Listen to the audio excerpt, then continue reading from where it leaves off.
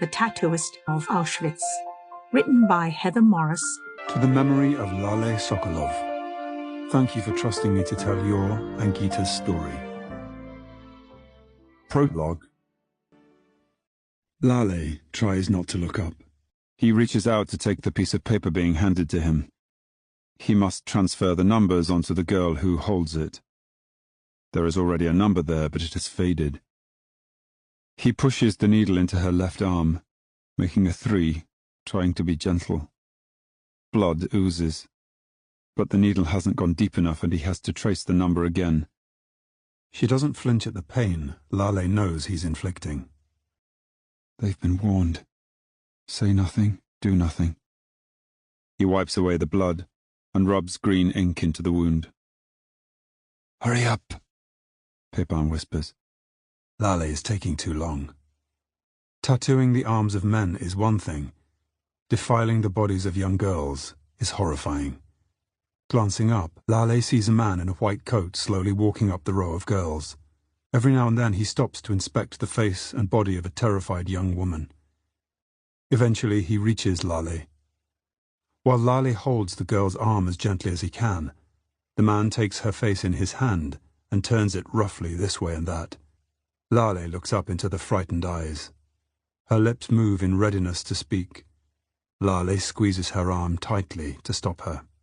She looks at him and he mouths, "Shh." The man in the white coat releases her face and walks away. "Well done," he whispers as he sets about tattooing the remaining 4 digits, 4902. When he has finished, he holds onto her arm for a moment longer than necessary, looking again into her eyes. He forces a small smile. She returns a smaller one. Her eyes, however, dance before him.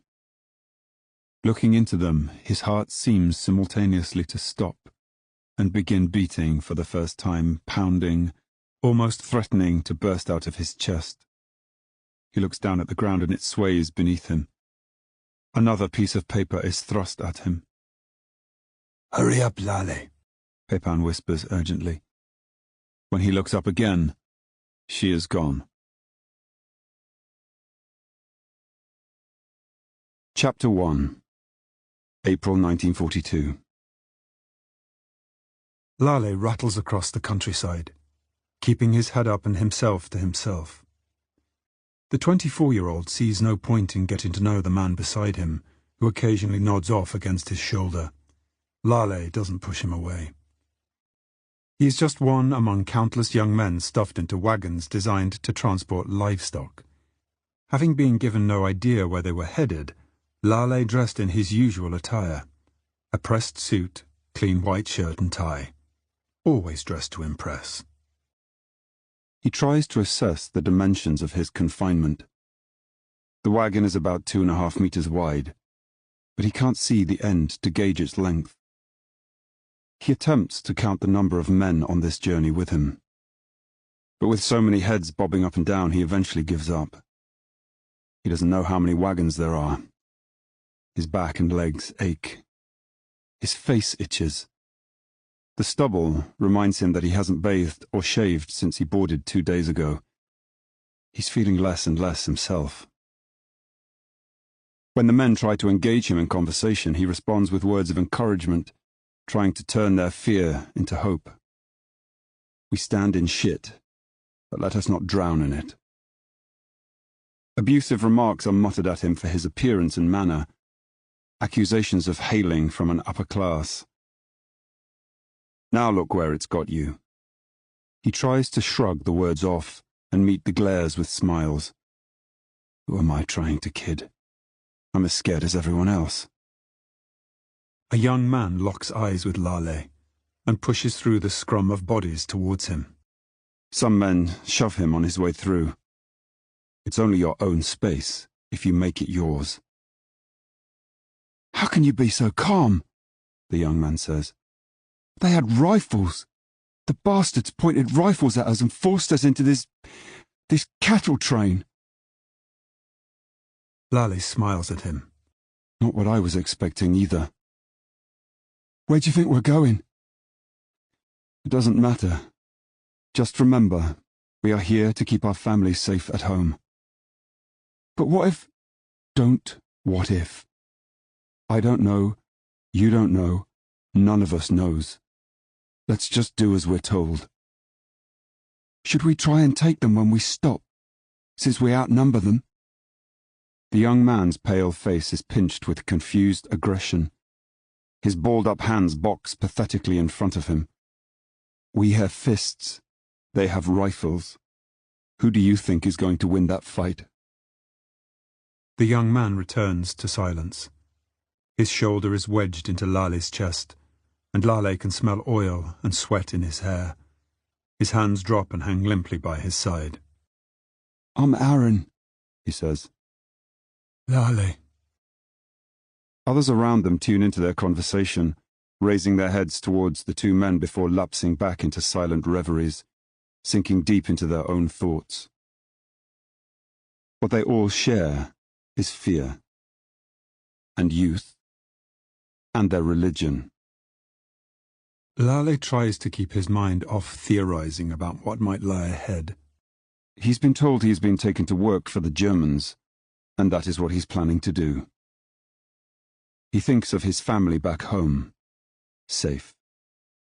He has made the sacrifice, has no regrets. He would make it again and again to keep his beloved family at home, together. Every hour or so, it seems, people ask him similar questions. Wearying, Lale begins to answer. Wait and see. He is perplexed as to why the questions are directed to him. He has no special knowledge. Yes, he wears a suit and tie, but that's the only visible difference between him and the next man. We're all in the same filthy boat. In the crowded wagon they can't sit, let alone lie down. 2 buckets substitute for toilets. As they fill, a fight breaks out as men try to get away from the stench. The buckets are knocked over, spilling their contents. Lale clings to his suitcase, hoping that with the money and clothes he has, he might be able to buy himself out from wherever they are headed, or at the very least buy himself into a safe job. Maybe there'll be work where I can use my languages. He feels lucky to have found his way to the side of the wagon. Small gaps in the slats provide him with glimpses of the passing countryside. Snatched breaths of fresh air keep the rising tide of nausea at bay. It might be springtime, but the days are filled with rain and heavy cloud. Occasionally they pass fields ablaze with spring flowers, and Lale smiles to himself. Flowers. He learned from a young age, from his mother, that women love them. When would be the next time he could give a girl flowers? He takes them in, their brilliant colours flashing before his eyes. Whole fields of poppies dancing in the breeze, a scarlet mass. He vows that the next flowers he gives to someone he will pick himself. It has never occurred to him that they grow wild in such large numbers. His mother had a few in her garden, but she never picked them and brought them inside. He starts a list in his head of things to do when I get home. Another fight breaks out. Scuffling, yells. Lale can't see what's going on, but he feels the squirming and pushing of bodies. Then there is silence. And from the gloom, the words, "You've killed him." Lucky bastard, someone mutters. Poor bastard. My life is too good to end in this stinkhole. There are many stops on the journey, some lasting minutes, some hours, always outside a town or village. Occasionally, Lale catches a glimpse of the station names as they speed through. Ostrava, a town he knows is close to the border of Czechoslovakia and Poland. Pszczyna, confirming they are then indeed in Poland. The unknown question, where will they stop? Lale spends most of the time on the journey lost in thoughts about his life in Bratislava, his job, his apartment, his friends, his female friends in particular. The train stops again. It is pitch black. Clouds block out the moon and stars completely. Does the dark portend their future? Things are as they are. What I can see, feel, hear, and smell right now. He sees only men like himself, young, and on a journey into the unknown. He hears the grumbling of empty stomachs and the rasping of dry windpipes. He smells piss and shit and the odor of bodies too long unwashed. The men take advantage of not being thrown around to rest without the need to push and shove for a piece of turf. More than one head now rests on Lale. Loud noises come from a few wagons back, gradually creeping closer. The men there have had enough, and are going to attempt an escape. The sounds of men throwing themselves against the wooden sides of the wagon and the banging of what must be one of the ship buckets rouses everyone. Before long, every wagon erupts, attacked from within. "Help us or get out of the way!" A large man screams at Lale as he throws himself against the side.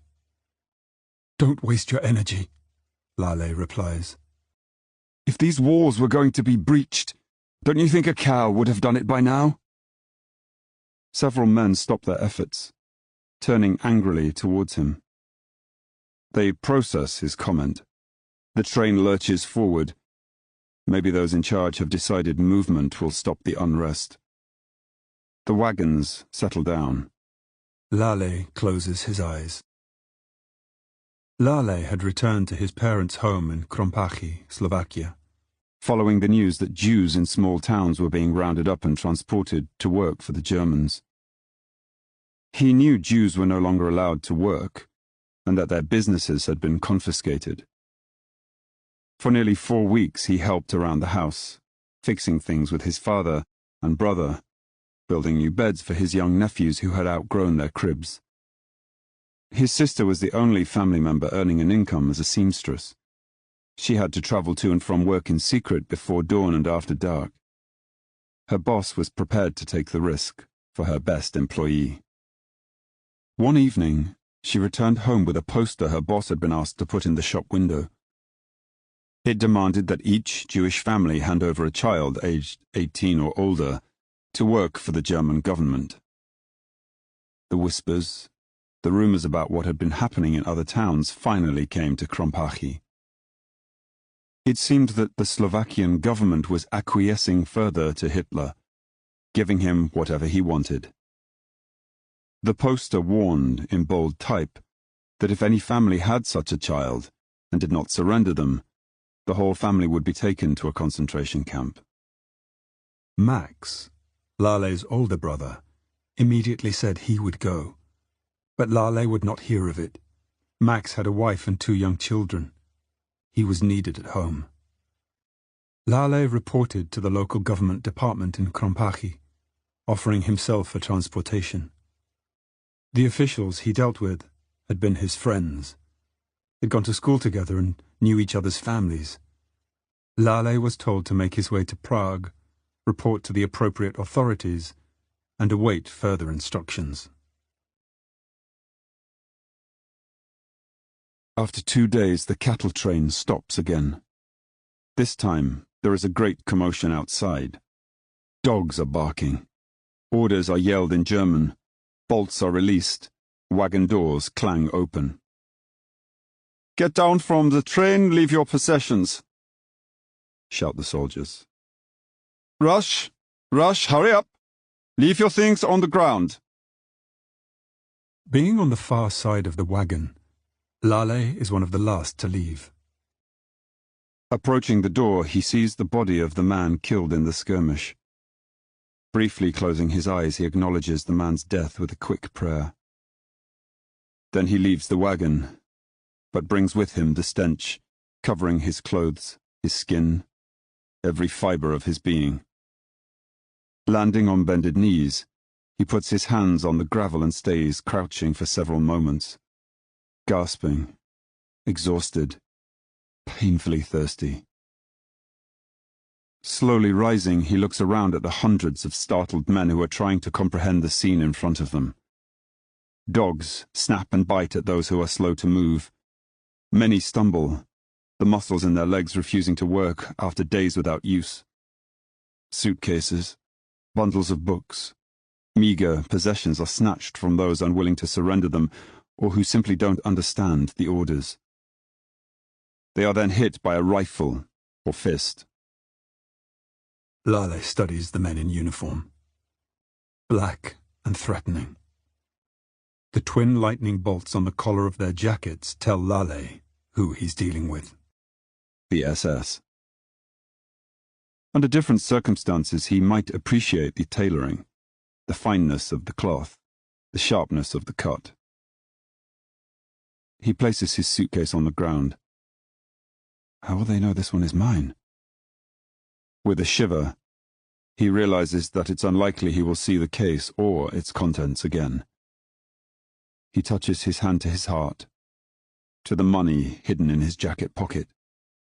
He looks to the heavens, breathes in the fresh, cool air, and reminds himself that at least he is outdoors. A gunshot rings out and Lale jumps. Before him stands an SS officer, weapon pointed skywards. "Move!" Lale glances back at the emptied train. Clothing blows away, and books flap open. Several trucks arrive and small boys clamber out. They snatch up the abandoned belongings and throw them into the trucks. A heaviness settles between Lale's shoulder blades. Sorry, Mama. They have your books. The men trudge towards the looming dirty pink brick buildings with picture windows. Trees line the entrance, flush with new spring growth. As Lale walks through open iron gates, he looks up at the German words wrought from the metal. Arbeit macht frei.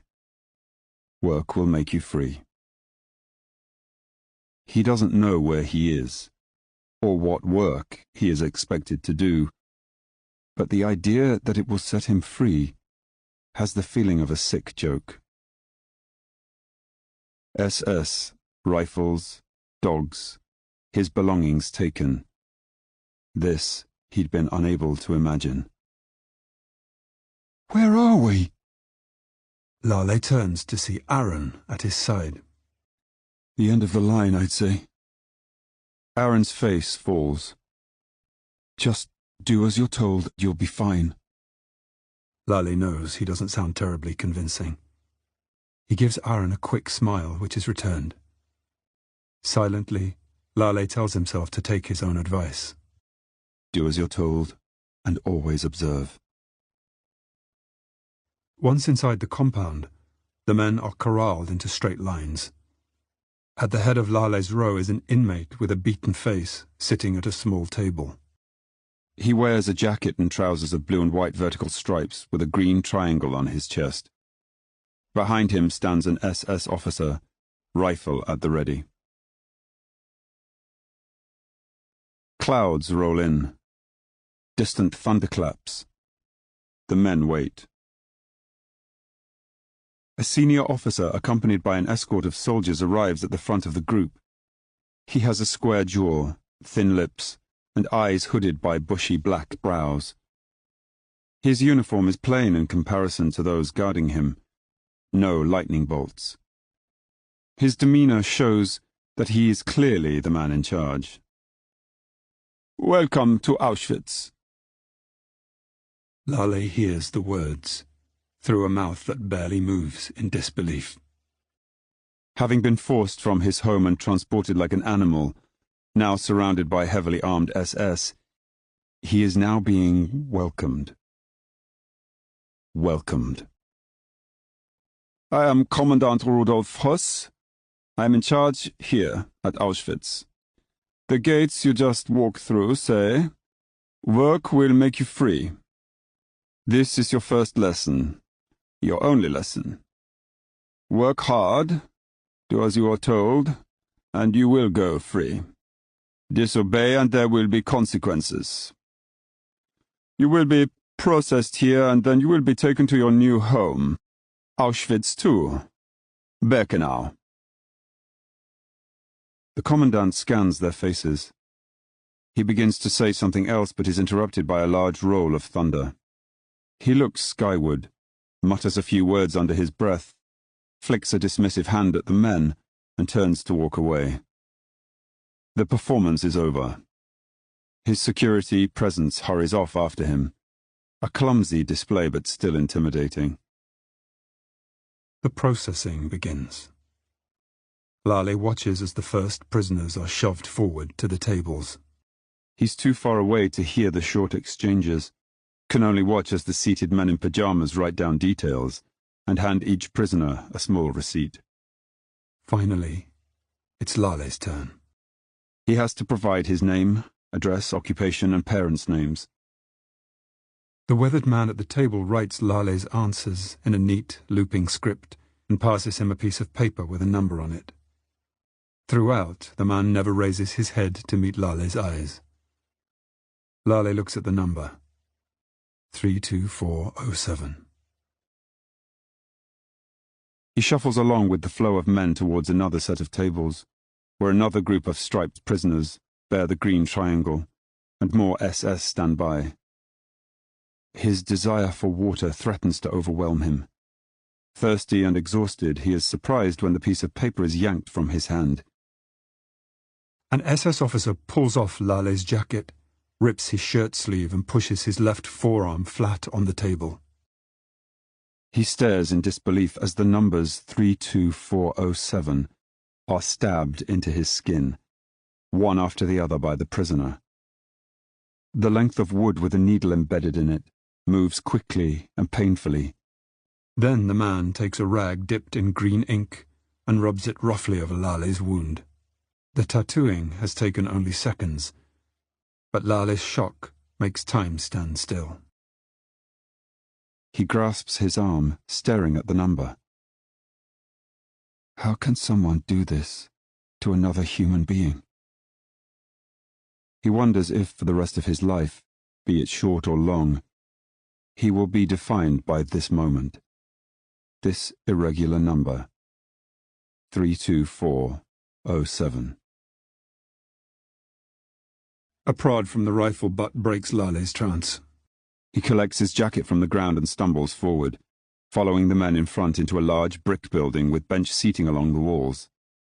It reminds him of the gymnasium at the school in Prague, where he slept for 5 days before beginning his journey here. Strip! Faster! Faster! The SS bark out orders that the majority of the men cannot understand. Lale translates for those nearby, who pass the word along. Leave your clothes on the bench. They will be here after you've had your shower. Soon the group are removing trousers and shirts, jackets and shoes, folding their filthy clothes and placing them neatly on the benches. Lale is cheered at the prospect of water, but knows he will probably not see his clothes again, nor the money inside them. He takes off his clothes and places them on the bench, but outrage threatens to overwhelm him. From his trouser pocket he removes a slim packet of matches, a reminder of past pleasures, and steals a glance at the nearest officer. The man is looking away. Lale strikes a match. This might be the final act of his own free will. He holds the match to the lining of his jacket, covers it with his trousers, and hurries to join the line of men at the showers. Behind him, within seconds, he hears screams of "Fire!"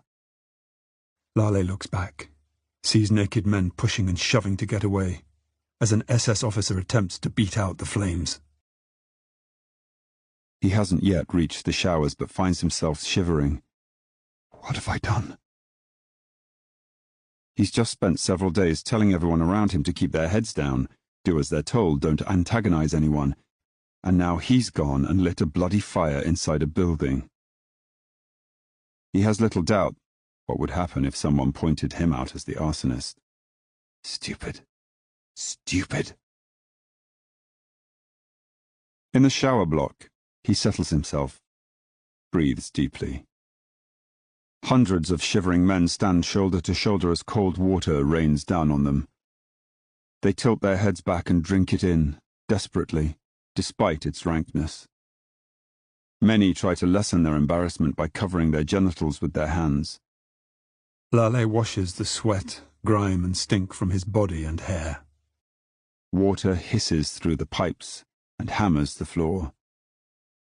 When it ceases, the doors to the changing room reopen, and without command they walk back to what has now replaced their clothes. Old Russian army uniforms and boots. "Before you dress, you must visit the barber," a smirking SS officer tells the men. "Outside! Hurry!" Once again the men fall into lines. They move towards the prisoner standing ready with a razor. When it's Lale's turn, he sits on the chair with his back straight and his head held high. He watches the SS officers walk the length of the line, assaulting the naked prisoners with the ends of their weapons, offering insults and cruel laughter.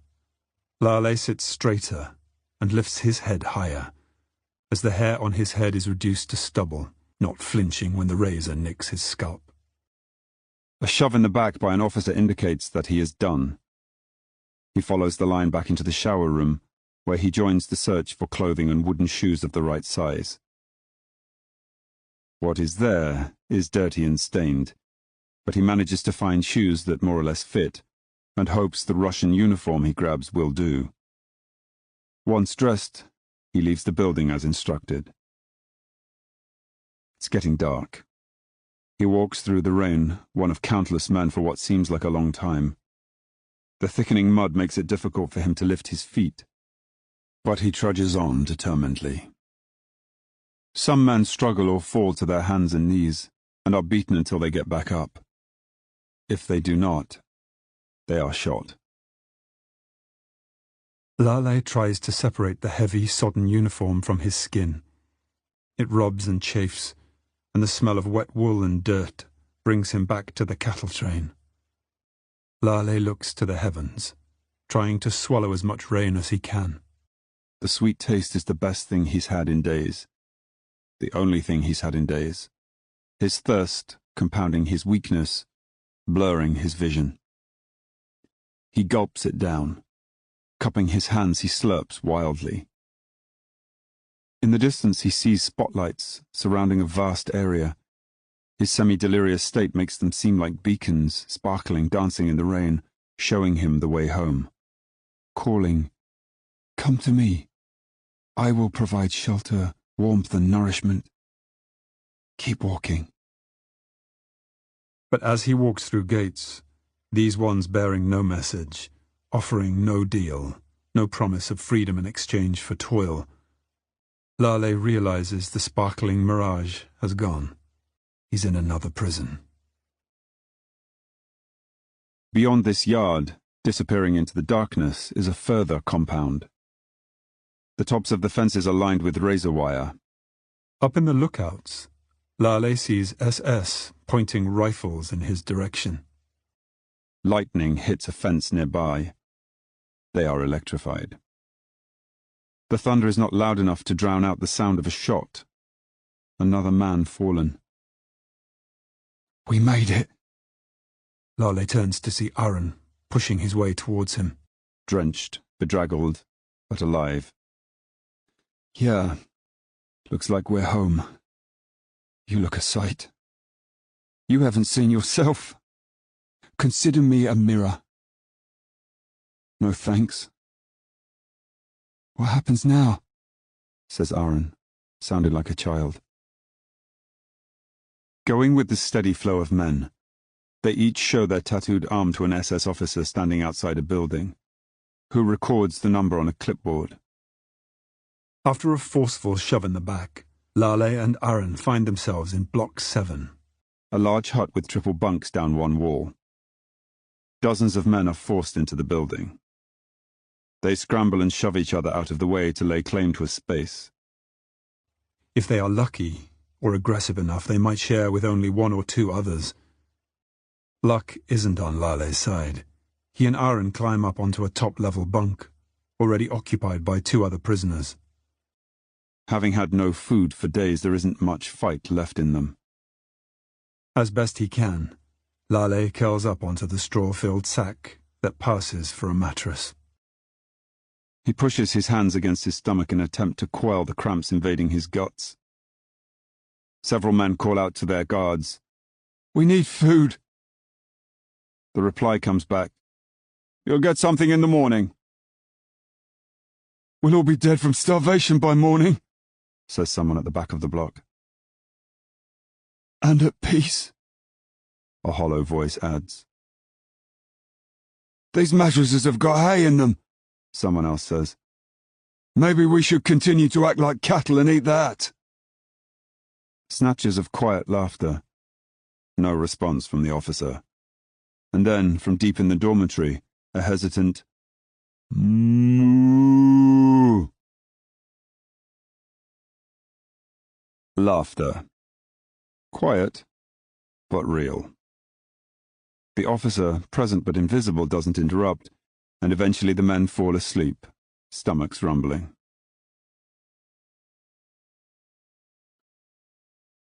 It's still dark when Lale wakes, needing to take a piss. He scrambles over his sleeping companions down to the floor and feels his way to the back of the block, thinking it might be the safest place to relieve himself. Approaching, he hears voices, Slovak and German. He is relieved to see that there are facilities, albeit crude, for them to shit. Long ditches run behind the building with planks of wood placed over them. 3 prisoners are sitting across the ditch, shitting and talking quietly to each other. From the other end of the building, Lale sees 2 SS approaching in the semi-darkness, smoking, laughing, their rifles hung loosely down their backs. The flickering perimeter floodlights make disturbing shadows of them, and Lale can't make out what they are saying. His bladder is full, but he hesitates. In unison, the officers flick their cigarettes up into the air, whip their rifles around, and open fire. The bodies of the 3 who were taking a shit are thrown back into the ditch. Lale's breath catches in his throat. He presses his back against the building as the officers pass him. He catches the profile of one of them. A boy. Just a bloody kid. As they disappear into the darkness, Lale makes a vow to himself. I will live to leave this place. I will walk out a free man. If there is a hell, I will see these murderers burn in it. He thinks of his family back in Krompachi, and hopes that his presence here is at least saving them from a similar fate. Lale relieves himself and returns to his bunk. "The shots," says Aaron. "what were they?" "I didn't see." Aaron swings his leg over Lale on his way to the ground. "Where are you going?" "A piss." Lale reaches to the side of the bed, clutches Aaron's hand. "Hold on." "Why?" "You heard the shots," says Lale. "Just hold on until the morning." Aaron says nothing as he clambers back into bed and lies down, his 2 fists curled against his crotch in fear and defiance. His father had been picking up a customer from the train station. Mr. Scheinberg prepared to lift himself elegantly into the carriage as Lale's father placed his fine leather luggage on the seat opposite. Where had he travelled from? Prague? Bratislava? Vienna, perhaps? Wearing an expensive woolen suit, his shoes freshly shined, he smiled and spoke briefly to Lale's father as he climbed up front. His father encouraged the horse to move on. Like most of the other men, Lale's father ferried around with his taxi service. Mr. Scheinberg was returning home from important business.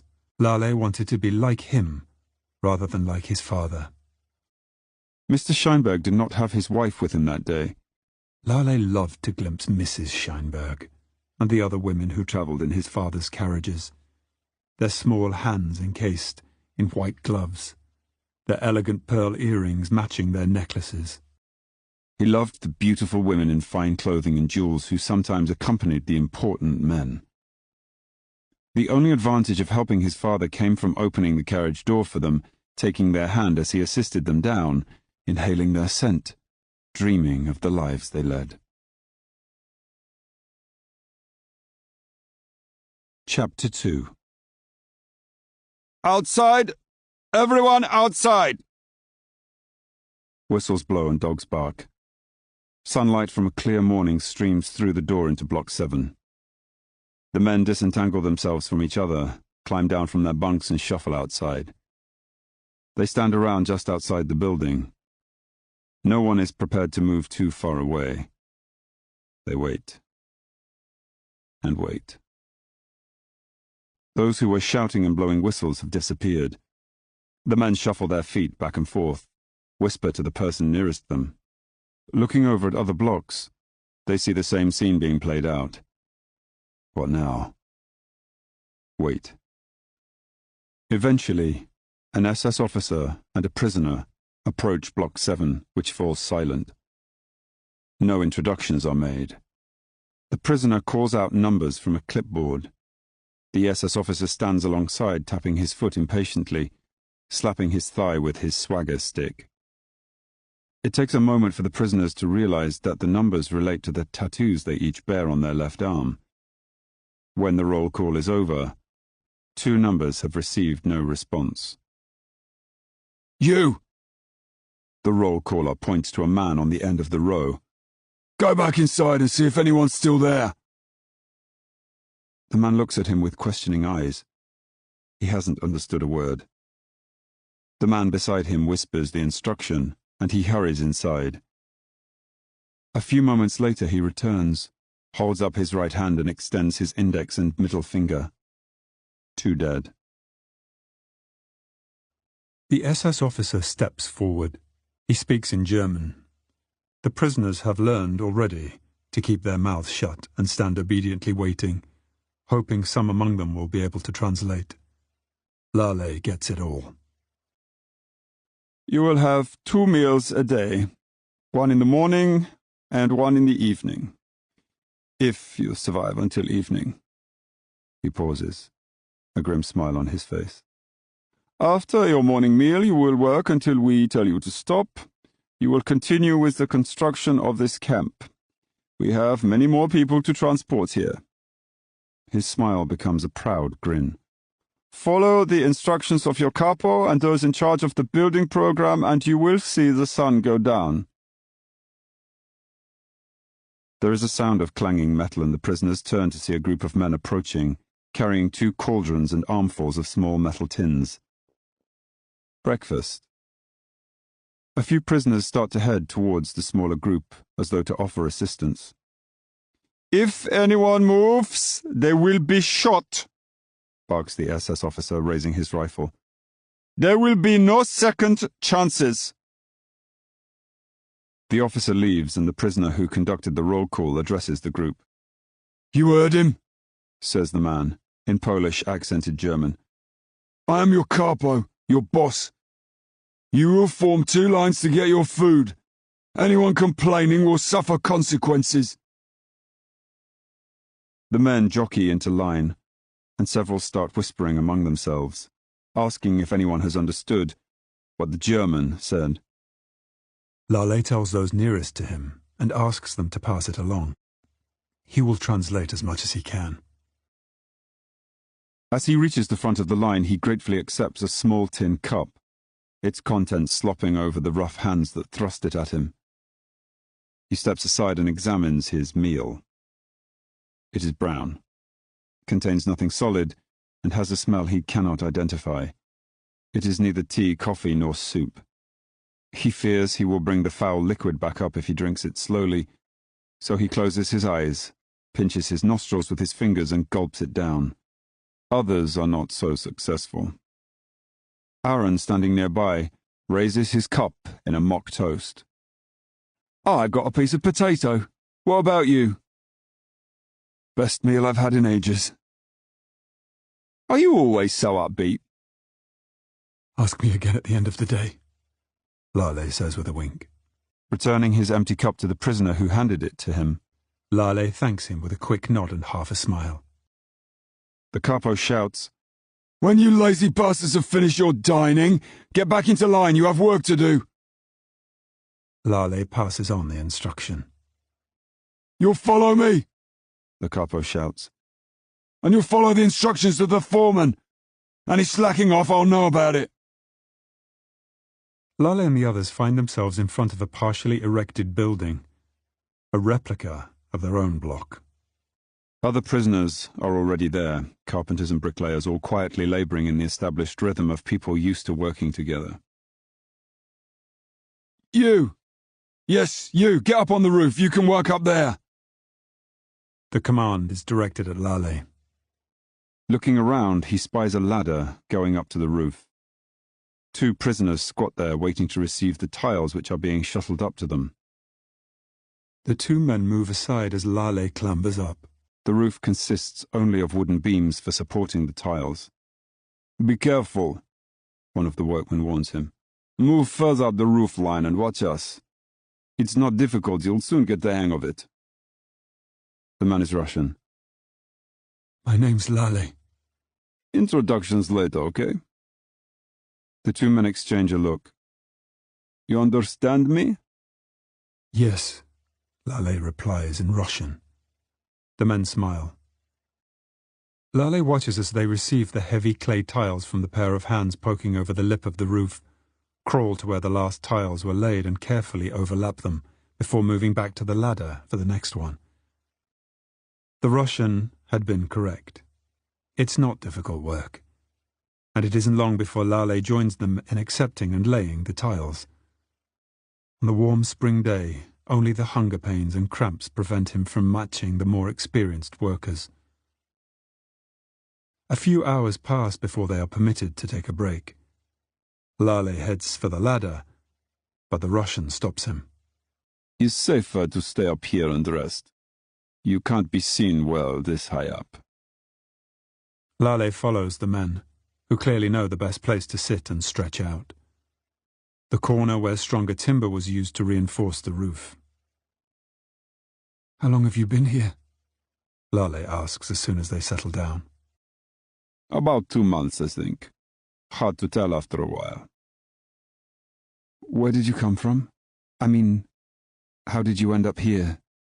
Are you Jewish? One question at a time.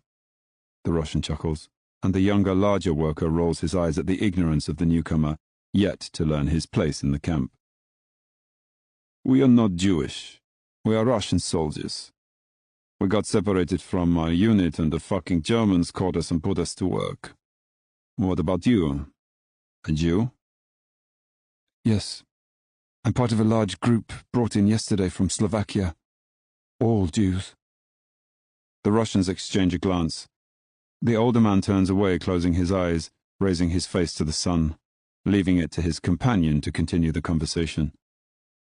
Look around. You can see from up here how many blocks are being built and how much land they have to keep clearing. Lale pushes himself onto his elbows and observes the vast area contained within the electrified fence. Blocks like the one he's helping to construct stretch out into the distance.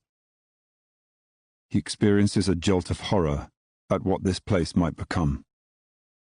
He wrestles with what to say next, not wanting to give voice to his distress. He settles back down, turning his head away from his companions, desperate to bring his emotions under control. He must trust no one, reveal little about himself, be cautious. The man watches him closely.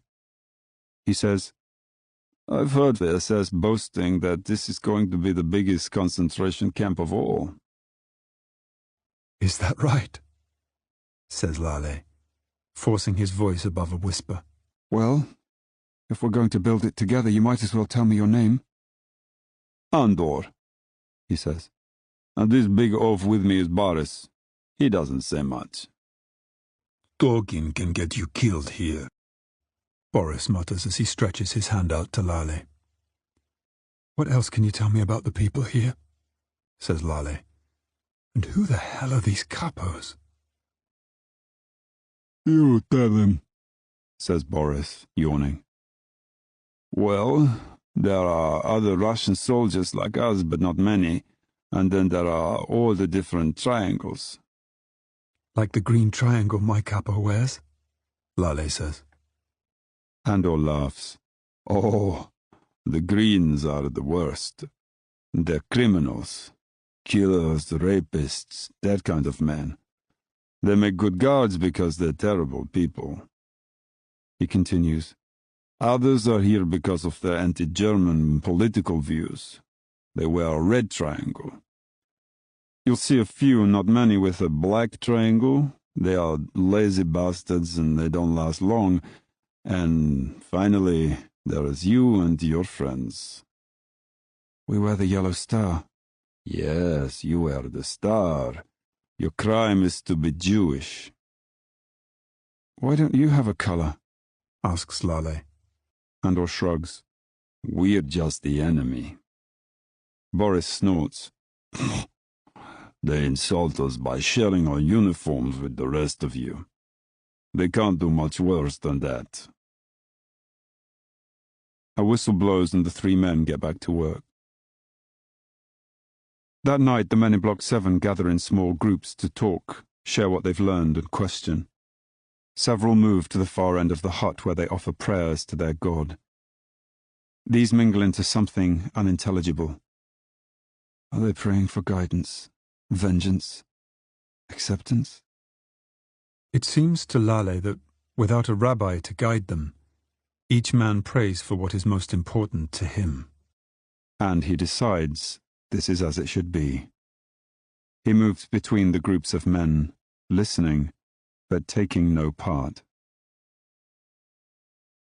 By the end of his first day, Lale has exhausted the knowledge of his two Russian co-workers.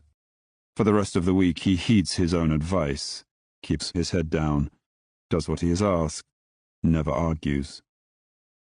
At the same time, he observes everyone and everything going on around him. It is clear to him, looking at the design of the new buildings, that the Germans lack any architectural intelligence. Whenever possible, he listens to the talk and gossip of the SS, who don't know he understands them. They give him ammunition of the only sort available to him: knowledge, to be stored up for later. The SS stand around most of the day, leaning against walls, smoking, keeping only one eye on things. By eavesdropping, he learns that Camp Commandant Hess is a lazy bastard who hardly ever shows his face, and that accommodation for Germans at Auschwitz is superior to that at Birkenau, which has no access to cigarettes or beer. One group of workers stands out to Lale. They keep to themselves, wear civilian clothes, and speak to the SS without fearing for their safety. Lale determines to find out who these men are. Other prisoners never pick up a piece of wood or tile, but instead walk casually around the compound on other business. His capo is one such. How to get a job like that? Such a position would offer the best chance to find out what is going on in the camp, what the plans are for Birkenau, and more importantly, for him. Lale is on the roof, tiling in the sun, when he spies his capo heading in their direction. "Come on, you lazy bastards! Work faster!" Lale yells. "We've got a block to finish!" He continues barking orders as the capo appears below. Lale has made a habit of acknowledging him with a deferential nod of the head. On one occasion he received a short nod back. He has spoken to him in Polish. At the least, his capo has accepted him as a subservient prisoner who will not cause problems. With a half smile, the capo makes eye contact with Lale and beckons him down from the roof. Lale approaches him with his head bowed. "Do you like what you're doing on the roof?" says the capo. "I'll do whatever I am told to do," replies Lale. "But everyone wants an easier life, yes?" Lale says nothing. "I need a boy," the capo says, playing with the fraying edge of his Russian army shirt. It's too big for him, chosen to make the little man appear larger and more powerful than those he must control. From his gap-toothed mouth, Lale experiences the pungent smell of partially digested meat. You will do whatever I ask you to. Bring me my food, clean my boots, and you must be beside me whenever I want you. Do this and I can make life easier for you. Fail me, and there will be consequences. Lale stands beside his capo.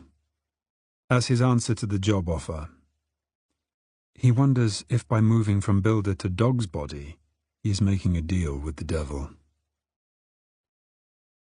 On a beautiful spring day, not too hot, Lale watches as a large enclosed truck continues past the usual point for unloading building supplies. It drives around the back of the administration building. Lale knows that the boundary fence lies not far beyond, and he has never dared venture to this area. But curiosity gets the better of him now. He walks after it with an air of, I belong here. I can go where I want. He peers around the corner at the back of the building. The truck pulls up beside an odd bus. It has been adapted into a bunker of sorts, with steel plates nailed across the window frames. Lale watches as dozens of naked men are herded out of the truck and led towards the bus. Some enter willingly.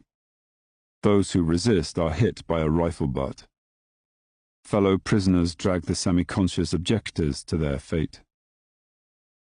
The bus is so full that the last men to board cling to the steps with their tiptoes, their naked bottoms hanging out the door. Officers shove their weight against the bodies. Then the doors are slammed shut. One officer walks around the bus, rapping on the metal sheets, checking everything is secure. A nimble officer clambers onto the roof with a canister in his hand.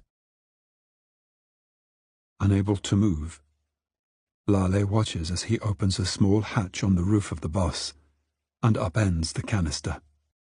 Then he slams the lid down and latches it. As the guard scurries down, the bus shakes violently and muffled screams are heard. Lale drops to his knees, retching.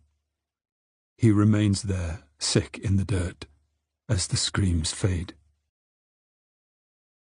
When the bus is still and quiet, the doors are opened. Dead men fall out like blocks of stone. A group of prisoners is marched out from beyond the other corner of the building. The truck backs up, and the prisoners begin transferring the bodies onto it, staggering under the weight while trying to hide their distress. Lale has witnessed an unimaginable act. He staggers to his feet, standing on the threshold of hell, an inferno of feelings raging inside him. The next morning he cannot rise. He is burning up.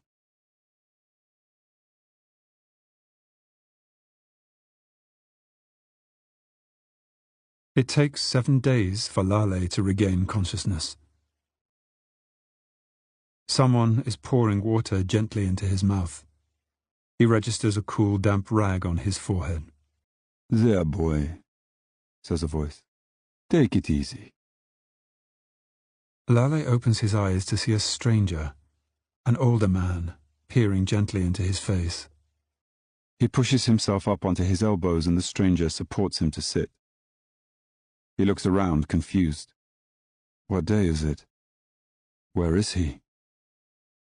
The fresh air might do you good, says the man, taking Lale's elbow. He is escorted out into a cloudless day, one that seems made for joy, and he shivers at the memory of the last day like this. His world spins and he staggers. The stranger supports him, leading him to a nearby pile of timber. Pulling up Lale's sleeve, he points to the tattooed number. My name is Pepan. I am the Tatoviera. What do you think of my handiwork? Tatoviera? Says Lale. You mean you did this to me? Pepin shrugs, looks Lale directly in the eye. I wasn't given a choice. Lale shakes his head. This number wouldn't have been my first choice of tattoo. What would you have preferred? Asks Pepin. Lale smiles slyly. What's her name? My sweetheart. I don't know. We haven't met yet. Pepin chuckles. The two men sit in companionable silence. Lale Traces a finger over his numbers. What's your accent? Says Lale. I am French. And what happened to me? Lale asks finally. Typhus. You are destined for an early grave. Lale shudders. Then why am I sitting here with you? I was walking past your block, just as your body was being thrown onto a cart for the dead and dying. A young man was pleading with the SS to leave you, saying that he would take care of you. When they went into the next block, he pushed you off the cart and started dragging you back inside. I went and helped him. How long ago was this? 7, 8 days. Since then, the men in your block have looked after you during the night. I've spent as much time as I can during the day caring for you. How do you feel? I feel okay. I don't know what to say. How to thank you. Thank the man who pushed you from the cart. It was his courage that held you back from the jaws of death. I will when I find out who it was. Do you know? No, I'm sorry we didn't exchange names. Lale closes his eyes for a few moments, letting the sun warm his skin, giving him the energy, the will to go on. He lifts his sagging shoulders, and resolve seeps back into him. He is still alive. He stands on shaking legs, stretching, trying to breathe new life back into an ailing body in need of rest, nourishment, and hydration. Sit down. You're still very weak. Conceding the obvious, Lale does so. Only now his back is straighter, his voice firmer. He gives Pepin a smile. The old Lale is back, almost as hungry for information as he is for food. I see you wear a red star, he says. Ah, yes. I was an academic in Paris, and was too outspoken for my own good.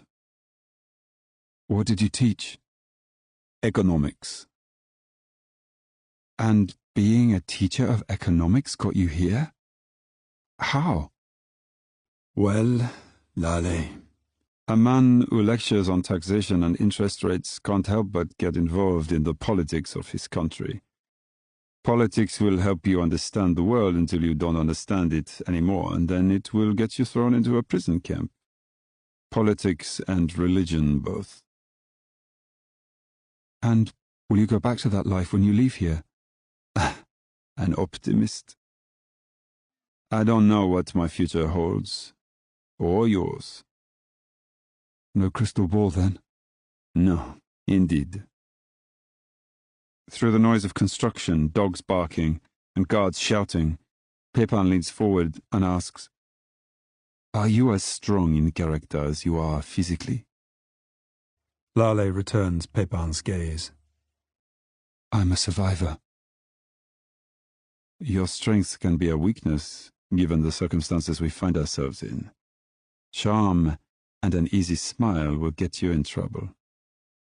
I am a survivor. Well, then maybe I can help you survive in here. You have friends in high places? Pepin laughs and slaps Lale on the back. No, no friends in high places. Like I told you, I am a tatoviera, and I have been told the number of people coming here will be increasing very soon. They sit with the thought for a moment. What lodges in Lale's mind is that somewhere, someone is making decisions, plucking numbers from... where? How do you decide who comes here? What information do you base those decisions on? Race, religion, or politics? You intrigue me, Lale. I was drawn to you. You had a strength that even your sick body couldn't hide. It brought you to this point, sitting in front of me today. Lale hears the words, but struggles with what Pepin is saying. They sit in a place where people are dying every day, every hour, every minute. Would you like a job working with me? Pepin brings Lale back from the bleakness. Or are you happy doing whatever they have you doing? I do what I can to survive. Then take my job offer. You want me to tattoo other men? Someone has to do it. I don't think I could do that. Scar someone. Hurt someone. It does hurt, you know. Pepin pulls back his sleeve to reveal his own number. It hurts like hell. If you don't take the job, someone with less soul than you will, and hurt these people more. Working for the capo is not the same as defiling hundreds of innocent people. A long silence follows. Lale again enters his dark place. Do those making the decisions have a family? A wife, children, parents? They can't, possibly. You can tell yourself that, but you're still a Nazi puppet. Whether it is with me or the capo or building blocks, you are still doing their dirty work. You have a way of putting things. So? Then, yes.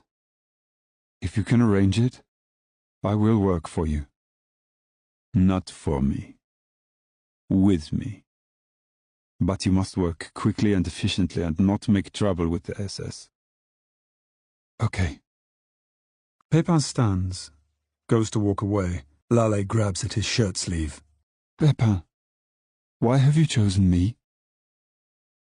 I saw a half-starved young man risk his life to save you. I figure you must be someone worth saving. I'll come for you tomorrow morning. Get some rest now.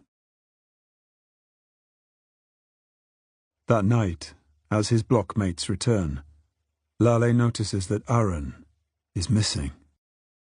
He asks the two others sharing his bed what has happened to him, how long he's been gone. About a week, comes the reply.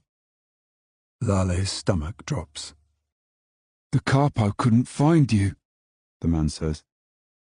Aaron could have told him you were ill, but he feared the capo would add you to the death cart again if he knew. So he said you were already gone. And the capo discovered the truth.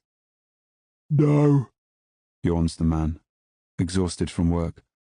But the capo was so pissed off he took Aaron away. Lale struggles to contain his tears. The second bunkmate rolls onto his elbow. You put big ideas into his head. He wanted to save the one. To save one is to save the world, Lale completes the phrase. The men sink into silence for a while. Lale looks at the ceiling, blinks away tears. Aaron is not the first person to die here, and will not be the last. Thank you, he says. We tried to continue what Aaron started, to see if we could save the one. We took turns, a young boy says from below, smuggling water and sharing our bread with you, forcing it down your throat. Another picks up the story. He rises from the bunk below, haggard, with cloudy blue eyes, his voice flat, but still full of the need to tell his part of the story. We changed your soiled clothes. We swapped them with someone who had died overnight. Lale is now unable to stop the tears that roll down his emaciated cheeks. I can't. He can't do anything but be appreciative. He knows he has a debt he cannot repay, not now, not here, realistically, not ever. He falls asleep to the soulful sound of Hebrew chants from those who still cling to faith. The next morning, Laleh is in the queue for breakfast when Pepin appears by his side, takes his arm quietly and steers him away towards the main compound. There the trucks unload their human cargo. He feels as though he has wandered into a scene from a classical tragedy.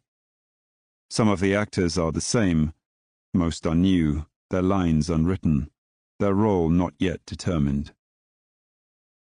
His life experience has not equipped him to understand what is happening. He has a memory of being here before. Yes, not as an observer, but a participant. What will my role be now? He closes his eyes and imagines he is facing another version of himself, looking at the left arm. It is unnumbered. Opening his eyes again, he looks down at the tattoo on his real left arm, then back to the scene in front of him. He takes in the hundreds of new prisoners who are gathered there. Boys, young men, terror etched on each of their faces, holding on to each other, hugging themselves. SS and dogs shepherd them like lambs to the slaughter. They obey. Whether they live or die this day is about to be decided. Laleh stops following Pepin and stands frozen. Pepin doubles back and guides him to some small tables with tattooing equipment on them. Those passing selection are moved into a line in front of their table. They will be marked. Other new arrivals, the old, infirm, no skills identified, are walking dead.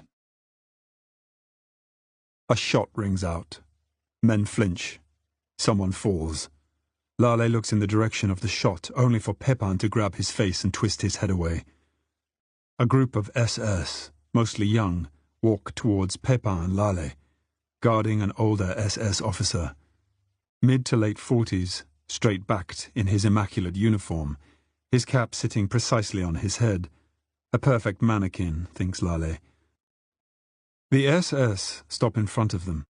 Pepin steps forward, acknowledging the officer with a bowed head, as Laleh watches. Oberscharführer Haustek, I have enlisted this prisoner to help. Pepin indicates Laleh standing behind him. Haustek turns to Laleh. Pepin continues. I believe he will learn fast. Haustek, steely-eyed, glares at Laleh before wagging a finger for him to step forward. Laleh does so. What languages do you speak? Slovakian, German, Russian, French, Hungarian, and a little Polish. Laleh answers, looking him in the eye. Haustek walks away. Laleh leans over and whispers to Pepin.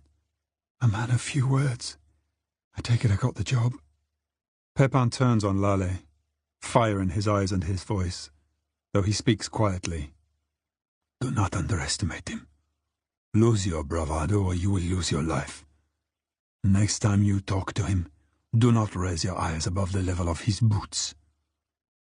I'm sorry, Laleh says. I won't. When will I learn?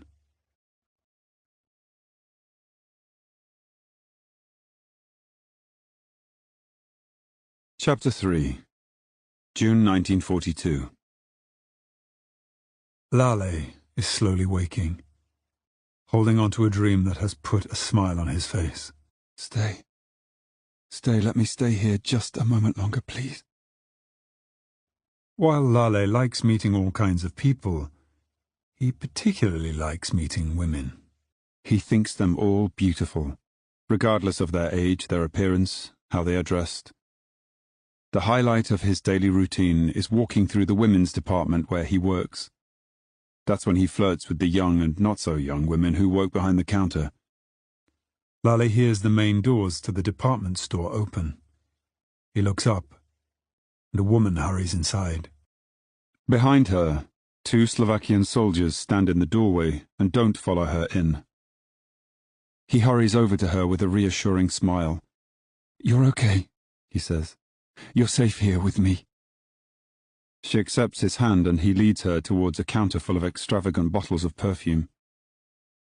Looking at several, he settles on one and holds it towards her. She turns her neck in a playful manner. Lale softly sprays first one side of her neck and then the other. Their eyes meet as her head turns. Both wrists are held out, and each receives their reward. She brings one wrist to her nose, closes her eyes and sniffs lightly. The same wrist is offered to Lale. Gently holding her hand, he brings it close to his face as he bends and inhales the intoxicating mix of perfume and youth. Yes, that's the one for you, Lale says. I'll take it. Lale hands the bottle over to the waiting shop assistant, who begins to wrap it. Is there anything else I can help you with? He says. Faces flash before him. Smiling young women dance around him, happy, living life to the fullest. Lale holds the arm of the young lady he met in the women's department. His dream seems to rush ahead. Lale and the lady walk into an exquisite restaurant, dimly lit by minimal wall sconces. A flickering candle on each table holds down heavy jacquard tablecloths. Expensive jewellery projects colours onto the walls. The noise of silver cutlery on fine china is softened by the dulcet sounds of the string quartet, silhouetted in one corner. The concierge greets him warmly as he takes the coat from Lale's companion and steers them towards a table. As they sit, the maitre d' shows Lale a bottle of wine. Without taking his eyes from his companion, he nods, and the bottle is uncorked and poured. Both Lale and the lady feel for their glass, their eyes still locked. They raise their hands and sip. Lale's dream jumps forward again. He is close to waking up. No! Now he's rifling through his wardrobe, selecting a suit, a shirt, considering and rejecting ties until he finds the right one and attaches it perfectly. He slides polished shoes onto his feet. From the bedside table, he pockets his keys and wallet before bending down and pushing a wayward strand of hair from the face of his sleeping companion and lightly kissing her on the forehead. She stirs and smiles. In a husky voice, she says, "Tonight." Gunshots outside catapult Lale into wakefulness. He is jostled by his bunkmates as they look for the threat. With the memory of her warm body still lingering, Lale rises slowly and is the last to line up for roll call. He is nudged by the prisoner beside him when he fails to respond to his number being called. "What's wrong?" "Nothing. Everything. This place. It's the same as it was yesterday, and it will be the same tomorrow. You taught me that. What's changed for you?" "You're right. Same. Same. It's just that, well, I had a dream about a girl I once knew. In another lifetime. What was her name? I can't remember. It doesn't matter. You weren't in love with her then? I loved them all, but somehow none of them ever captured my heart. Does that make sense? Not really. I'd settle for one girl to love and spend the rest of my life with. It's been raining for days, but this morning the sun threatens to shine a little light on the bleak Birkenau compound as Lale and Pepin prepare their work area. They have 2 tables, bottles of ink, plenty of needles. Get ready, Lale. Here they come. Lale looks up and is stunned at the sight of dozens of young women being escorted their way. He knew there were girls in Auschwitz, but not here, not in Birkenau. This hell of hells. Something a bit different today, Lale. They've moved some girls from Auschwitz to here, and some of them need their numbers redone. What? Their numbers. They were made with a stamp that was inefficient. We need to do them properly. No time to admire them, Lale. Just do your job. I can't. Do your job, Lale. Don't say a word to any of them. Don't do anything stupid. The row of young girls snakes back beyond his vision. I can't do this.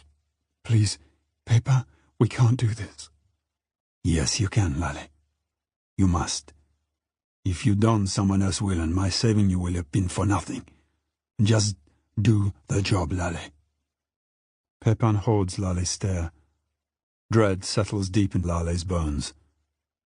Pepin's right. He either follows the rules or risks death. Lale starts the job. He tries not to look up. He reaches out to take the piece of paper being handed to him. He must transfer the numbers onto the girl who holds it. There is already a number there, but it has faded. He pushes the needle into her left arm, making a 3, trying to be gentle. Blood oozes, but the needle hasn't gone deep enough and he has to trace the number again. She doesn't flinch at the pain Lale knows he's inflicting. They've been warned. Say nothing, do nothing. He wipes away the blood and rubs green ink into the wound. Hurry up, Pepin whispers. Lale is taking too long. Tattooing the arms of men is one thing. Defiling the bodies of young girls is horrifying. Glancing up, Lale sees a man in a white coat slowly walking up the row of girls. Every now and then the man stops to inspect the face and body of a terrified young woman. Eventually he reaches Lale. While Lale holds the arm of the girl in front of him as gently as he can, the man takes her face in his hand and turns it roughly this way and that. Lale looks up into the frightened eyes. Her lips move in readiness to speak. He squeezes her arm tightly to stop her. She looks at him and he mouths, "Shh." The man in the white coat releases her face and walks away.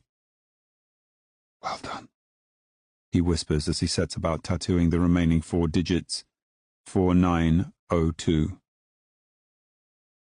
When he has finished, he holds onto her arm for a moment longer than necessary, looking again into her eyes. He forces a small smile. She returns a smaller one. Her eyes, however, dance before him. Looking into them, his heart seems simultaneously to stop and begin beating for the first time, pounding, threatening to burst out of his chest. He looks down at the ground and it sways beneath him. Another piece of paper is thrust at him. Hurry up, Lale, Pepin whispers urgently. When he looks up again, she is gone. Several weeks later, Lale reports for work as usual. His table and equipment are already laid out, and he looks around anxiously for Pepin. Lots of men are heading his way. He is startled by the approach of Oberscharführer Hausdeck, accompanied by a young SS officer. Lale bows his head and remembers Pepin's words. Do not underestimate him. You will be working alone today, Hausdeck mumbles. As Hausdeck turns to walk away, Lale asks quietly, Where is Pepin? Hausdeck stops, turns and glares back at him. Lale's heart skips a beat. You are the Tätowierer now. Hausdeck turns to the SS officer. And you are responsible for him. As Hausdeck walks away, the SS officer puts his rifle to his shoulder and points it at Lale. Lale returns his stare, looking into the black eyes of a scrawny kid, wearing a cruel smirk. Eventually Lale drops his gaze. Pepin, you said this job might help save my life, but what has happened to you? It seems my fate is in your hands, snarls the officer. What do you think about that? I'll try not to let you down. Try? You'll do better than try. You will not let me down. Yes, sir. What block are you in? Number 7. When you're finished here, I'll show you to your room in one of the new blocks. You'll stay there from now on. I'm happy in my block, sir. Don't be stupid. You'll need protection now that you're the Tätowierer. You now work for the political wing of the SS. Shit, maybe I should be scared of you. There is the smirk again. Having survived this round of questioning, Lale pushes his luck. The process will go much faster, you know, if I have an assistant. The SS officer takes a step closer to Lale, looking him up and down with contempt. What? If you get someone to help me, the process will go faster, and your boss will be happy. As if instructed by Haustek, the officer turns away and walks down the line of young men waiting to be numbered, all of whom, bar one, have their heads bowed. Lale fears for the one staring back at the officer, and is surprised when he is dragged by the arm and marched up to Lale. Your assistant. Do his number first. Lale takes the piece of paper from the young man and quickly tattoos his arm. What's your name? He asks. Leon?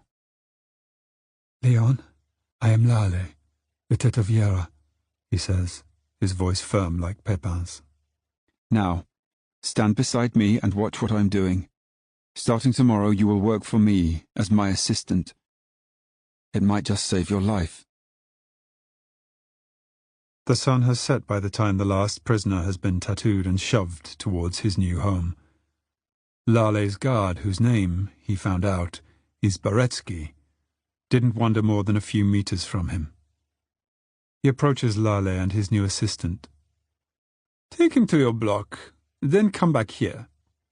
Lale hurries Leon to block 7. Wait outside the block in the morning, and I'll come and get you.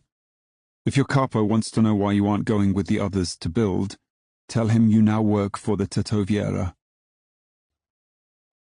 When Lale returns to his workstation, his tools have been packed into an attaché bag, and his table has been folded. Baretsky stands waiting for him. Bring these to your new room. Each morning, report to the administration building for supplies and to get instructions on where you will be working that day. Can I get an extra table and supplies for Leon? Who? My assistant. Just ask at administration for whatever you need. He leads Lale to an area of the camp that is still under construction. Many of the buildings are unfinished, and the eerie quiet makes Lale shiver. One of these new blocks is complete, and Baretsky shows Lale to a single room located immediately inside the door. You will sleep here, Baretsky says. Lale puts his bag of tools on the hard floor and takes in the small, isolated room. He misses his friends in Block 7 already. Next, following Baretsky, Lale learns that he will now take his meals in an area near the administration building. In his role as Tätowierer, he will receive extra rations. They head to dinner while Baretsky explains, "We want our workers to have their strength." He motions for Lale to take a spot in the dinner queue. Make the most of it. As Baretsky walks away, a ladle of weak soup and a chunk of bread are handed to Lale. He gulps them both down and is about to walk away.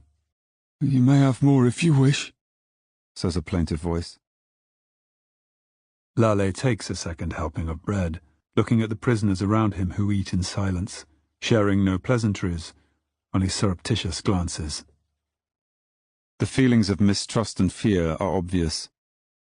Walking away, the bread shoved up his sleeve, he heads to his old home, Block 7. He nods to the capo as he enters, who seems to have got the message that Lale is no longer his to command. Going inside, Lale acknowledges the greetings of many of the men he has shared a block with, shared his fears and dreams of another life with. When he arrives at his old bunk, Leon sits there with his feet dangling over the side. Lale looks at the young man's face. His wide blue eyes have a gentleness, and honesty that Lale finds endearing. Come outside with me for a moment. Leon jumps from the bunk and follows him. All eyes are on the two of them. Walking around the side of the block, Lale pulls the chunk of stale bread from his sleeve and offers it to Leon, who devours it. Only when it is finished does he thank him. I knew you would have missed supper. I get extra rations now. I will try and share them with you and the others when I can. Now go back inside. Tell them I dragged you out here to tick you off and keep your head down. I'll see you in the morning. Don't you want them to know you can get extra rations? No. Let me see how things play out. I can't help them all at once, and they don't need an extra reason to fight among themselves. Lale watches Leon enter his old block with a mixture of feelings he finds hard to articulate. Shall I be fearful now that I am privileged? Why do I feel sad about leaving my old position in the camp, even though it offered me no protection? He wanders into the shadows of the half-finished buildings. He is alone. That night, Lale sleeps stretched out for the first time in months. No one to kick, no one to push him. He feels like a king in the luxury of his own bed. And just like a king, he must now be wary of people's motives for befriending him or taking him into their confidence. Are they jealous? Do they want my job? Do I run the risk of being wrongly accused of something? He has seen the consequences of greed and mistrust here. Most people believe that if there are fewer men, there will be more food to go around. Food is currency. With it, you stay alive. You have the strength to do what is asked of you. You get to live another day. Without it, you weaken to the point you don't care anymore. His new position adds to the complexity of surviving. He is sure that as he left his block and walked past the bunks of beaten men, he heard someone mutter the word, collaborator. The next morning, Lale is waiting with Leon outside the administration building when Boretsky arrives and compliments him on being early. Lale holds his attaché bag and his table rests on the ground beside him. Boretsky tells Leon to stay where he is and Lale to follow him inside. Lale looks around the large reception area. He can see corridors running off in different directions, with what looks like offices adjoining. Behind the large reception desk are several rows of small desks with young girls all working diligently, filing, transcribing. Boretsky introduces him to an SS officer. Meet the Tetoviera. I tells him again to get his supplies and instructions here each day. Lale asks for an extra table and tools, as he has an assistant waiting outside. The request is granted without comment. Lale breathes a sigh of relief. He has saved one man from hard labor, at least. He thinks of Pepin, and silently thanks him. He takes the table and stuffs the extra supplies into his bag. As Lale turns away, the administration clerk calls out to him. Carry that bag with you at all times. Identify yourself with the words Politische Abteilung, and no one will bother you. Return the numbered paper to us every night, but keep hold of the bag. Boretsky snorts beside Lale. It's true. With that bag and those words you are safe, except from me, of course. Screw up and get me into trouble, and no bag or words will save you. His hand goes to his pistol, rests on the holster, flicks the catch open, closed, open, closed. His breathing grows deeper. Lale does the smart thing, lowers his eyes, and turns away. Transports come into Auschwitz-Birkenau at all times of the day and night. It isn't unusual for Lale and Leon to work around the clock. On such days, Boretsky shows his most unpleasant side. He screams abuse or beats Leon, blaming him for keeping him from his bed with his slowness. Lale quickly learns that the bad treatment gets worse if he tries to prevent it. Finishing up in the early hours of one morning at Auschwitz, Boretsky turns to walk away before Lale and Leon have packed up. Then he turns back, a look of indecision on his face. Oh, fuck it. You two can walk back to Birkenau on your own. I'm sleeping here tonight, just be back here at 8 in the morning. How are we meant to know what the time is? Lale asks. I don't give a fuck how you do it, just be here. And don't even think about running away. I'll hunt you down myself, kill you, and enjoy it. He staggers off. What do we do? Leon asks. What the arsehole told us to. Come on. I'll get you up in time to make it back here. I'm so tired. Can't we stay here? No. If you're not seen in your block in the morning, they'll be out looking for you. Come on, let's get going. Lale rises with the sun, and he and Leon make the 4-kilometer trek back to Auschwitz. They wait for what seems like an hour until Boretsky shows up. It's obvious he didn't go straight to bed, but has been up drinking. When his breath is foul, his temper is worse. Get moving, he bellows. With no sign of new prisoners, Lale has to reluctantly ask the question, to where? Back to Birkenau. The transports have dropped the latest lot there. As the trio walk the 4 kilometers back to Birkenau, Leon stumbles and falls, fatigue and lack of nourishment overcoming him. He picks himself back up. Boretsky slows his walk, seemingly waiting for Leon to catch up. As Leon does, Boretsky sticks out his leg, causing him to fall again. Several times more on the journey, Boretsky plays his little game. The walk and the pleasure he derives from tripping Leon seem to sober him up. Each time he watches Lale for his reaction, he gets nothing. On arriving back at Birkenau, Lale is surprised to see Haustek overseeing the selection of who will be sent to Lale and Leon to live another day. They begin their work while Boretsky marches up and down the line of young men, trying to look competent in front of his superior. The sound of a young man squealing as Leon tries to mark his arm startles the exhausted boy. He drops his tattooing stick. As he bends down to pick it up, Boretsky hits him on the back with his rifle, splaying him face down in the dirt. He puts a foot on his back and presses him down. We can get the job done faster if you let him pick himself up and get on with it, Lale says, watching Leon's breath become short and sharp beside Boretsky's boot. Haustek bears down on the 3 men and mumbles something to Boretsky.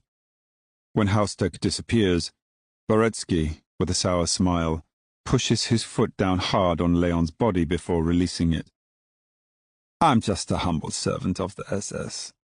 You, Tattooist, have been placed under the auspices of the political wing, who answer to Berlin only. It was your lucky day when the Frenchman introduced you to Haustek and told him how clever you are, speaking all those languages.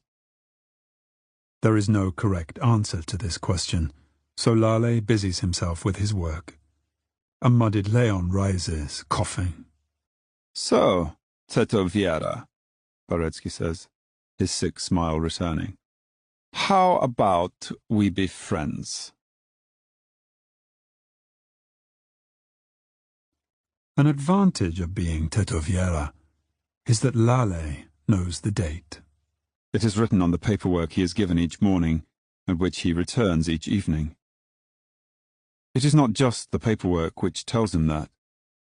Sunday is the only day of the week the other prisoners are not forced to work and can spend the day milling around in the compound or staying near their blocks, huddled together in small groups, friendships brought into the camp, friendships made in the camp. It is a Sunday when he sees her. He recognizes her at once. They walk towards each other, Lale on his own, she with a group of girls, all with shaven heads, all wearing the same plain clothing. There is nothing to distinguish her except for those eyes.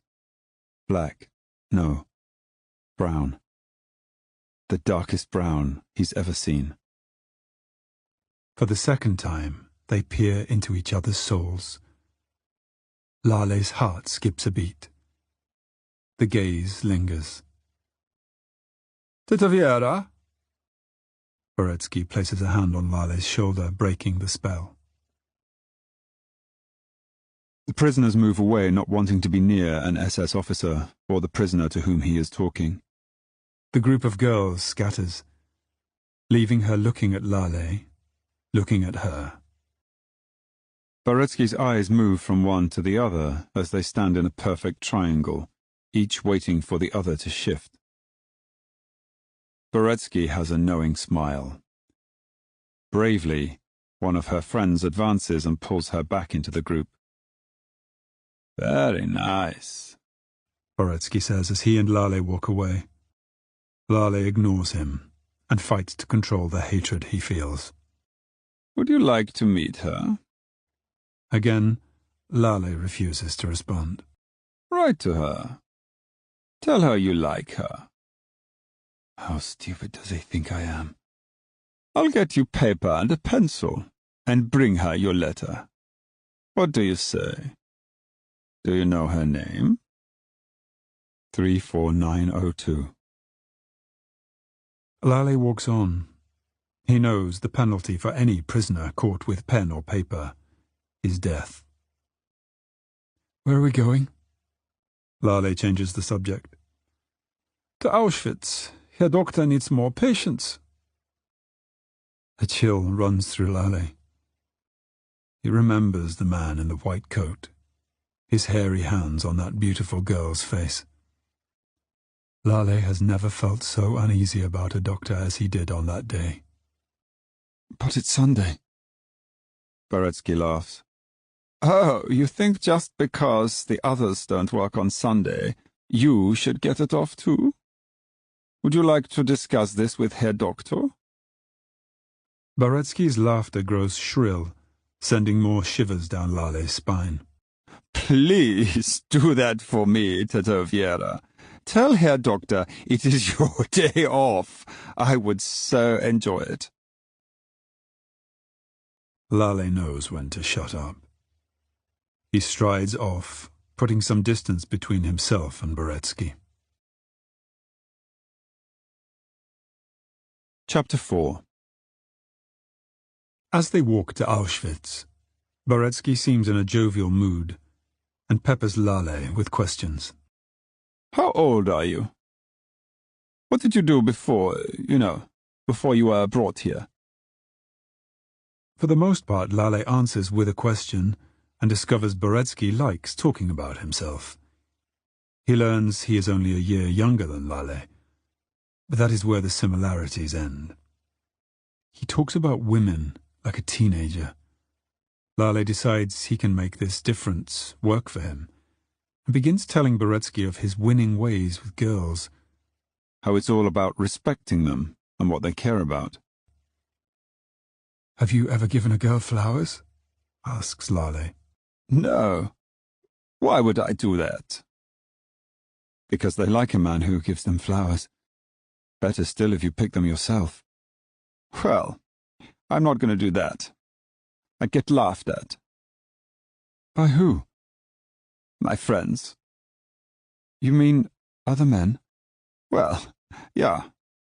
They'd think I was a sissy. And what do you think the girl getting the flowers would think? What does it matter what she thinks? He begins smirking and yanking at his groin. That's all I want from them. And that's what they want from me. I know these things.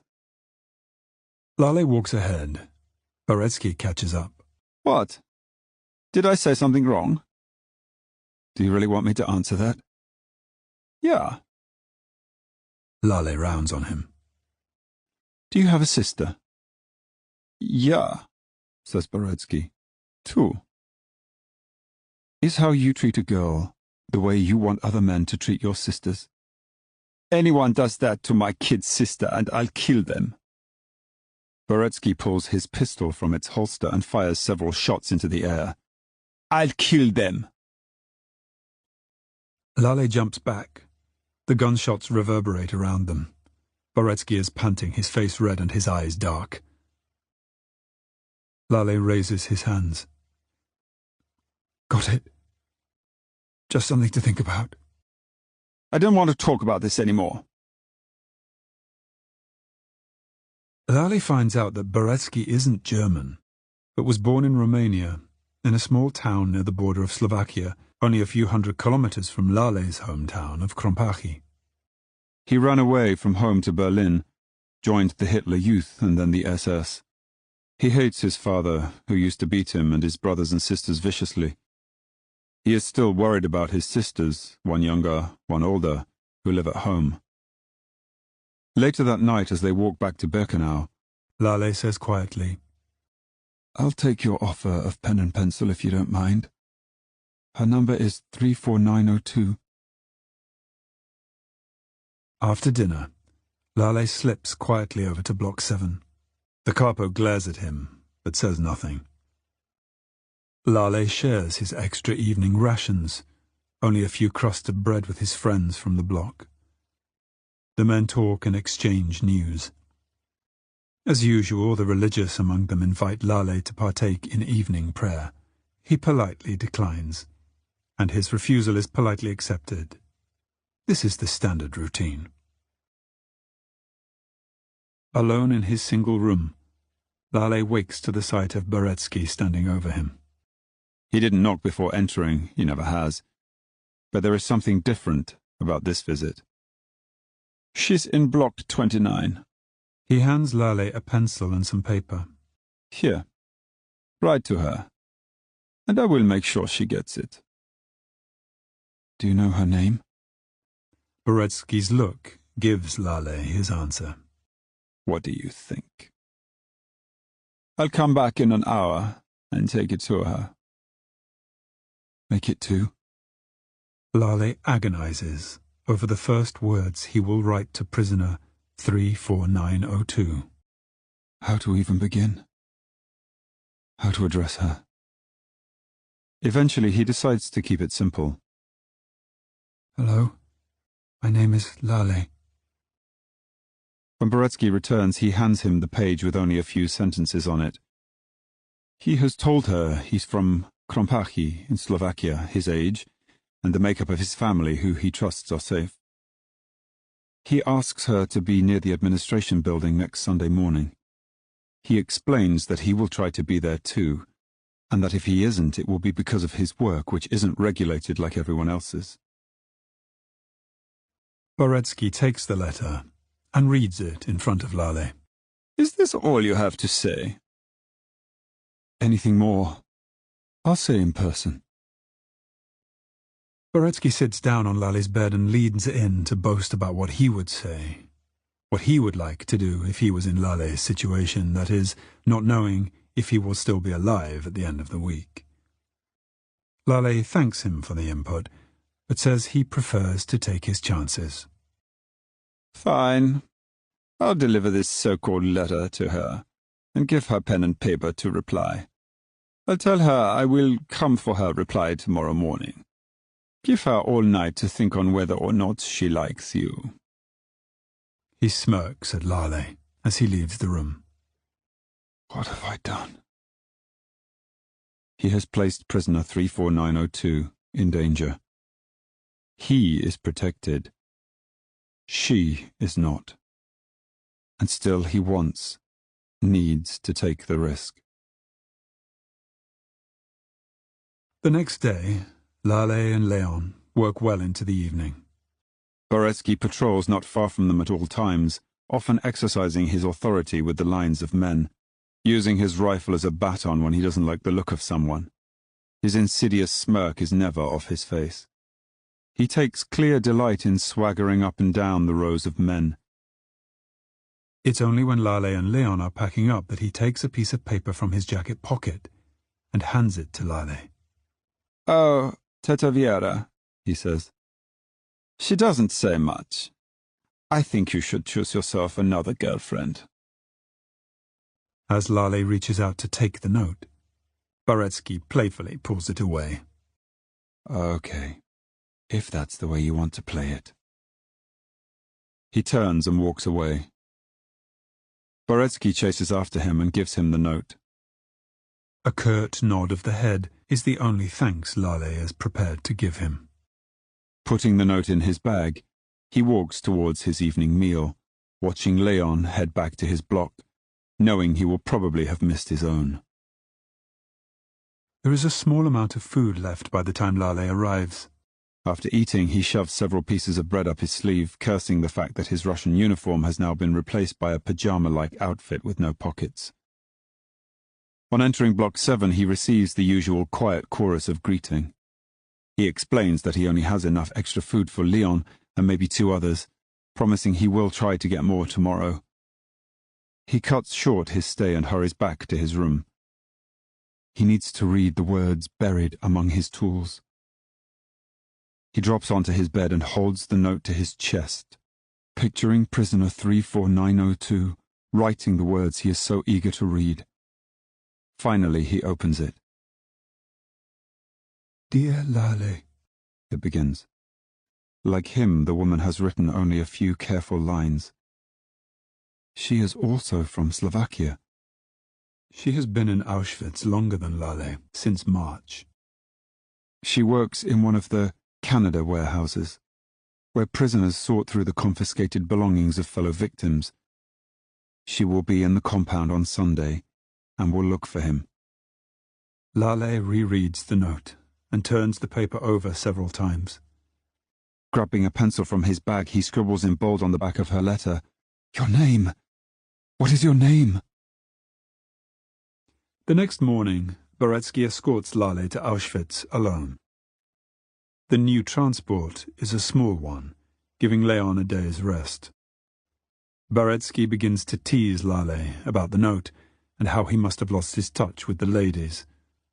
Lale ignores his teasing, asking him if he's read any good books lately. "Books? I don't read books," Boretsky mutters. "You should." "Why? What good are books?" "You can learn a lot from them. And girls like it if you can quote lines or recite poetry." "I don't need to quote books. I've got this uniform. That's all I need to get girls. They love the uniform. I have a girlfriend, you know," Boretsky boasts. This is news to Lale. "That's nice. And she likes your uniform?" "Sure does. She even puts it on and marches around saluting. She thinks she's bloody Hitler." With a chilling laugh, he mimics her, strutting away, arm raised. "Heil Hitler! Heil Hitler!" "Just because she likes your uniform doesn't mean to say she likes you," blurts out Lale. Boretsky stops in his tracks. Lale curses himself for the careless comment. He slows his steps, pondering whether to go back and apologize. No. He'll walk on and see what happens. Closing his eyes, he places one foot in front of the other, one step at a time, waiting, expecting to hear the shot. He hears the sound of running behind him, then the tug of an arm on his sleeve. "Is that what you think, Tetoviera? That she just likes me because of my uniform?" A relieved Lale turns to face him. "How do I know what she likes? Why don't you tell me something else about her?" He doesn't want any part of this conversation, but having dodged a bullet, he feels he has no choice. It turns out that Boretsky knows very little about his girlfriend, mostly because he's never asked her about herself. This is too much for Lale to ignore, and before he knows it, he is giving Boretsky further advice on how to treat women. Inside his head, Lale is telling himself to shut up. What should he care about the monster beside him, and whether or not he will ever be capable of treating a girl with respect? In truth, he hopes Boretsky will not survive this place to be with any woman ever again. Chapter 5. Sunday morning has arrived. Lale leaps from his bed and hurries outside. The sun is up. Where is everybody? Where are the birds? Why aren't they singing? It's Sunday, he calls to no one in particular. Spinning around, he notices rifles trained on him in the nearby guard tower. Oh, shit. He races back into his block as gunshots pierce the quiet dawn. The guard seems to have decided to scare him. Lale knows this is the one day that prisoners sleep in, or at least don't leave their blocks until their hunger pains force them towards the black coffee and single piece of stale bread. The guard sends another round into the building, for the fun of it. Back in his small room, Lale paces to and fro, rehearsing the first words he will say to her. "You're the most beautiful girl I've ever seen," is given a run, and discarded.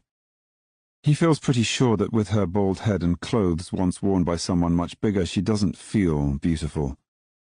Still, he won't completely rule it out. But perhaps the best thing would be to keep it simple. "What is your name?" And see where that leads.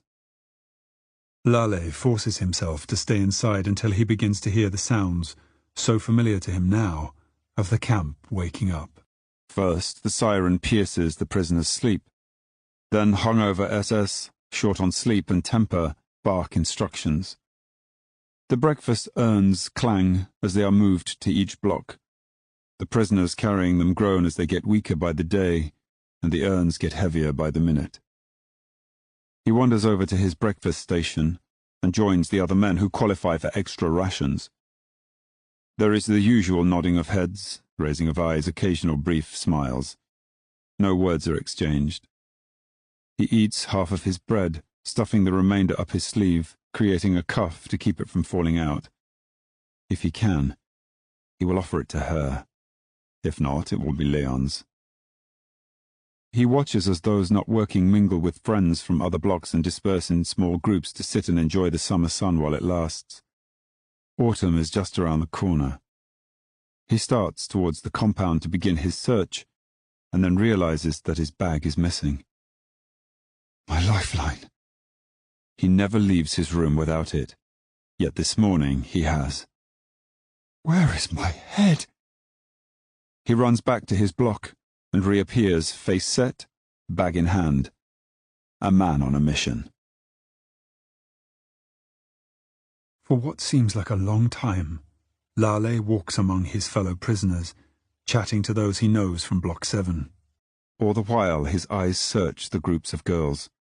He is talking to Leon when the tiny hairs rise on the back of his neck, the tickling sensation of being watched. He turns. There she is. She's chatting with 3 other girls.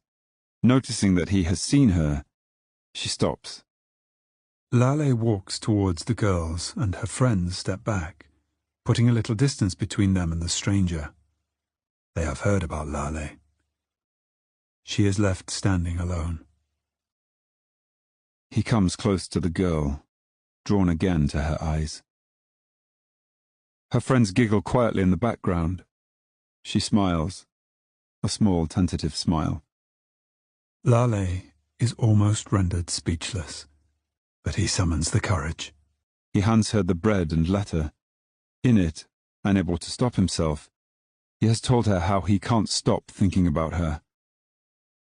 What's your name? He asks. I need to know your name. Behind him, someone says, Gita! Before he's able to do or say anything more, Gita's friends rush to her and drag her away, whispering questions as they go. That night, Lale lies on his bed saying her name over and over. Gita. Gita. What a beautiful name. In Block 29 in the women's camp, Gita curls up with her friends Dana and Ivana. A beam from a floodlight seeps through a small crack in the timber wall, and Gita strains to read Lale's letter. How many times are you going to read it? Dana asks. Oh, I don't know. Until I know every word off by heart, Gita replies. When will that be? About 2 hours ago, Gita giggles. Dana hugs her friend tightly. The next morning, Gita and Dana are the last to leave their block. They exit with their arms linked, talking, oblivious to their surroundings. Without warning, the SS officer outside their block hits Gita in the back with his rifle. Both girls crash to the ground. Gita cries out in pain. He indicates with his rifle for them to get up. They stand, their eyes downcast. He looks at them with disgust and snarls, "Wipe the smile from your face." He takes the pistol from his holster and pushes it hard against Gita's temple. He gives the instruction to another officer, "No food for them today." As he walks away, their capo advances and slaps them both quickly across the face. "Don't forget where you are." She walks away, and Gita rests her head on Dana's shoulder. I told you Lale's going to talk to me next Sunday, didn't I? Sunday. Prisoners meander around the compound singly and in small groups. Some sit up against the buildings, too tired and weak to move. A handful of SS roam about, chatting and smoking, ignoring the prisoners. Gita and her friends walk around, keeping their faces blank. All but Gita talk quietly. She is looking about her. Lale watches Gita and her friends, smiling at Gita's worried look. Whenever her eyes almost land on him, he ducks behind other prisoners. He moves slowly towards her. Dana sees him first and is about to say something when Lale holds a finger to his lips. Without breaking step, he reaches out, takes Gita by the hand and continues walking. Her friends giggle and grasp each other as Lale silently steers Gita around the back of the administration building, checking to make sure the guard in the nearby tower is relaxed and not looking in their direction. He slides his back down the wall of the building, pulling Gita with him. From there they can see the forest beyond the perimeter fence. Gita peers down at the ground while Lale looks intently at her. "Hello," he says tentatively. "Hello," she replies. "I hope I haven't frightened you. Are we safe?" She darts a look at the nearby guard tower. "Probably not. But I can't go on just seeing you. I need to be with you and talk to you like people should. But we're not safe." "It's never going to be safe." "Talk to me. I want to hear your voice. I want to know all about you. All I know is your name. Gita. It's beautiful. What do you want me to say?" Lale struggles for the right question. He goes for something ordinary. How's your day been?" Now she lifts her head and looks him straight in the eyes. "Oh, you know how it is. Got up, had a big breakfast, kissed Mama and Papa goodbye before catching the bus to work. Work was... Okay, I'm sorry. Dumb question." They sit side by side, but looking away from each other. Lale listens to Gita's breathing. She taps a thumb against her thigh. Finally, she says, "So how is your day going?" "Oh, you know. Got up, had a big breakfast." They look at each other and laugh quietly. Gita gently nudges against Lale. Their hands accidentally touch for an instant. "Well, if we can't talk about our day, tell me something about yourself," Lale says. "There's nothing to tell." Lale is taken aback. "Of course there is. What's your surname?" She stares at Lale, shaking her head. "I'm just a number. You should know that. You gave it to me." "Yes, but that's just in here. Who are you outside of here?" Outside doesn't exist anymore. There's only here. Lale stands up and stares at her. My name is Ludwig Eisenberg, but people call me Lale. I come from Krompachy, Slovakia. I have a mother, a father, a brother, and a sister. He pauses. Now, it's your turn. Gita meets his stare defiantly. I am prisoner 34902 in Birkenau, Poland. Conversation fades into uneasy silence. He watches her downcast eyes. She is struggling with her thoughts, what to say, what not to say. Lale sits back down, in front of her this time. He reaches out as if to take her hand, before withdrawing it. I don't want to upset you, but will you promise me one thing? What? Before we leave here, you will tell me who you are and where you come from. She looks him in the eyes. Yes, I promise. I'm happy with that for now. So they've got you working in the Canada? Gita nods. Is it okay there? It's okay. But the Germans just throw all the prisoners' possessions in together. Rotten food mixed with clothing and the mold. I hate touching it and it stinks.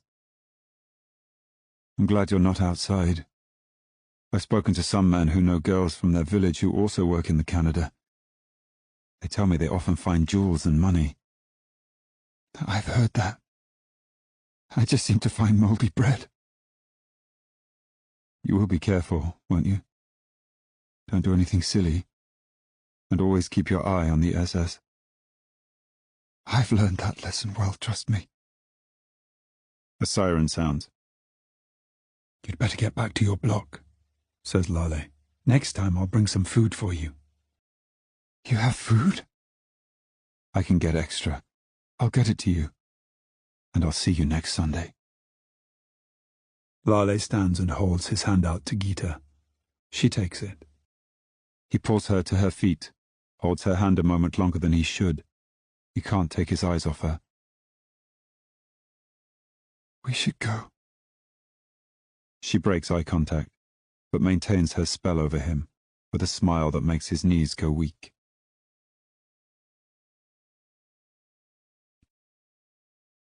Chapter 6. Weeks have gone by. The trees surrounding the camp have dropped their leaves. The days have become shorter as winter advances. Who are these people? Lale has been asking himself this question ever since he arrived in the camp. These groups of men who work on the construction sites who appear every day dressed in civilian clothing, never to be seen after tools down. With a spring in his step from his time with Gita, Lale feels sure he can talk to a couple of the men without the SS getting worked up and taking a shot at him. And he has his bag-shaped shield. Lale strolls casually towards one of the new brick buildings under construction. These don't seem to be blocks to house prisoners, but their use is of no concern to Lale today. He approaches two men, one older than the other busily engaged in bricklaying, and squats down beside a pile of bricks awaiting placement. The two men watch him with interest, slowing their work rate. Lale picks up a brick and pretends to study it. I don't get it, he speaks quietly. What don't you get? The older man asks. I'm a Jew. They've branded me with a yellow star. Around me I see political prisoners, murderers and lazy men who won't work. And then you. You wear no brand. That's none of your business, Jew boy, says the younger man, himself no more than a boy. Just being friendly. You know how it is. Checking out my surrounds, and I became curious about you and your friends. My name is Lale. Get lost, the young one says. Settle down, boy. Don't mind him. The older man says to Lale, his voice rough from too many cigarettes. My name's Victor. The mouth is my son, Yuri. Victor extends his hand, which Lale shakes. Lale then offers his hand to Yuri, but he doesn't take it. We live nearby, Victor explains. So, we come here to work each day. I just want to get this straight. You come here each day voluntarily. I mean, you're paid to be here. Yuri pipes up. That's right, Jew boy. We get paid and go home every night. You lot... I said shut it, Yuri. Can't you see the man's just being friendly? Thanks, Victor. I'm not here to cause trouble, like I said, just checking things out. What's the bag for? Snaps Yuri, smarting at having been reprimanded in front of Lale. My tools. My tools for tattooing the numbers on the prisoners. I'm the Tatoviera. Busy job, quips Victor. Some days.